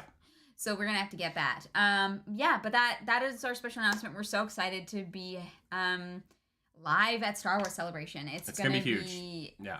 Heckin' cool. Yeah, we are panelists at a con because of this show and because of all of you who watch this live every week. Thank you so much, all of you. You make this possible. Yes. And we're so grateful. We're also so grateful to our mods. Yes. Our mods are absolutely incredible. And we're also so grateful to my mom for showing up and giving us money today. So that's nice. We could get a Bad Dragon sponsor, actually. I would love a Bad Dragon sponsor. That would be very fun. Yeah. I already wrote them a theme song, so. Who gets to start reading The Shadow Rising first? I think Nerdy's going to get it first. No, I think you will. You wanted to read it today, though. Yeah, but you also wanted to read it today. I don't know. We'll fight over it later. Yeah. Where is that you mentioned? It's in Anaheim. Star Wars May Celebration. 25th through 27th. Yeah. Yeah. So, very excited about that. Yeah. It's going to be really cool. Or is it 25th? No, 26th, 27th, 28th, I think. Sure. I think. Anyways, it's Isn't the last No, it's weekend. 4 days. Is it 4 days? Yeah, I think it's the 25th through the 28th. Oh, God. All right. Whatever. Well, it's the weekend of... It's the 26th through the 29th. 26th, 27th, 28th, 29th. Yeah, because it's the day after the 25th. Okay. The 25th is a Wednesday. Okay. Anyway, that doesn't matter. What matters is this is the end of the show. Thank you so much for being here. Next week, Shadow Rising, chapters 1 through 15. It's going to be huge. We're going to be in my hometown of Calgary. We might be doing that stream from my childhood bedroom. So, like, that'll be cool. Yeah. Come join us for that. Come join us for all of this shenanigans, because we're having a good time here. Yeah, guys. We're having a good time. We love book club, and you guys make it amazing. Very well. Thank you for that super chat. And a reminder, the HelloFresh link is for Americans only. It is, unfortunately. Because HelloFresh knew they would have to pay us way too much money if we went worldwide, because we would have so many international people. Yeah, we know it. We know it for sure. Make sure you check out all of our other stuff, because, we're live on the internet. We do lots of things, and we have a good time doing it. Yeah, so. I'm over at Nerdy Nightly everywhere. I'm at Claris Polaris. And I'm trying to get a bigger Instagram following than Claris, so please go follow me on Instagram at Nerdy Nightly. I currently have like 600 followers, and she has 17,000. So if we could work on that as a community, I would really appreciate it. If my Instagram number can't catch up with hers, she will eventually divorce me. And so I need your help. Yes, Internet, you're my only hope. My number one requirement for a partner is their Instagram following, actually. It's common knowledge. So help me with that, please. And do something nerdy tonight. Bye, guys. Bye, friends.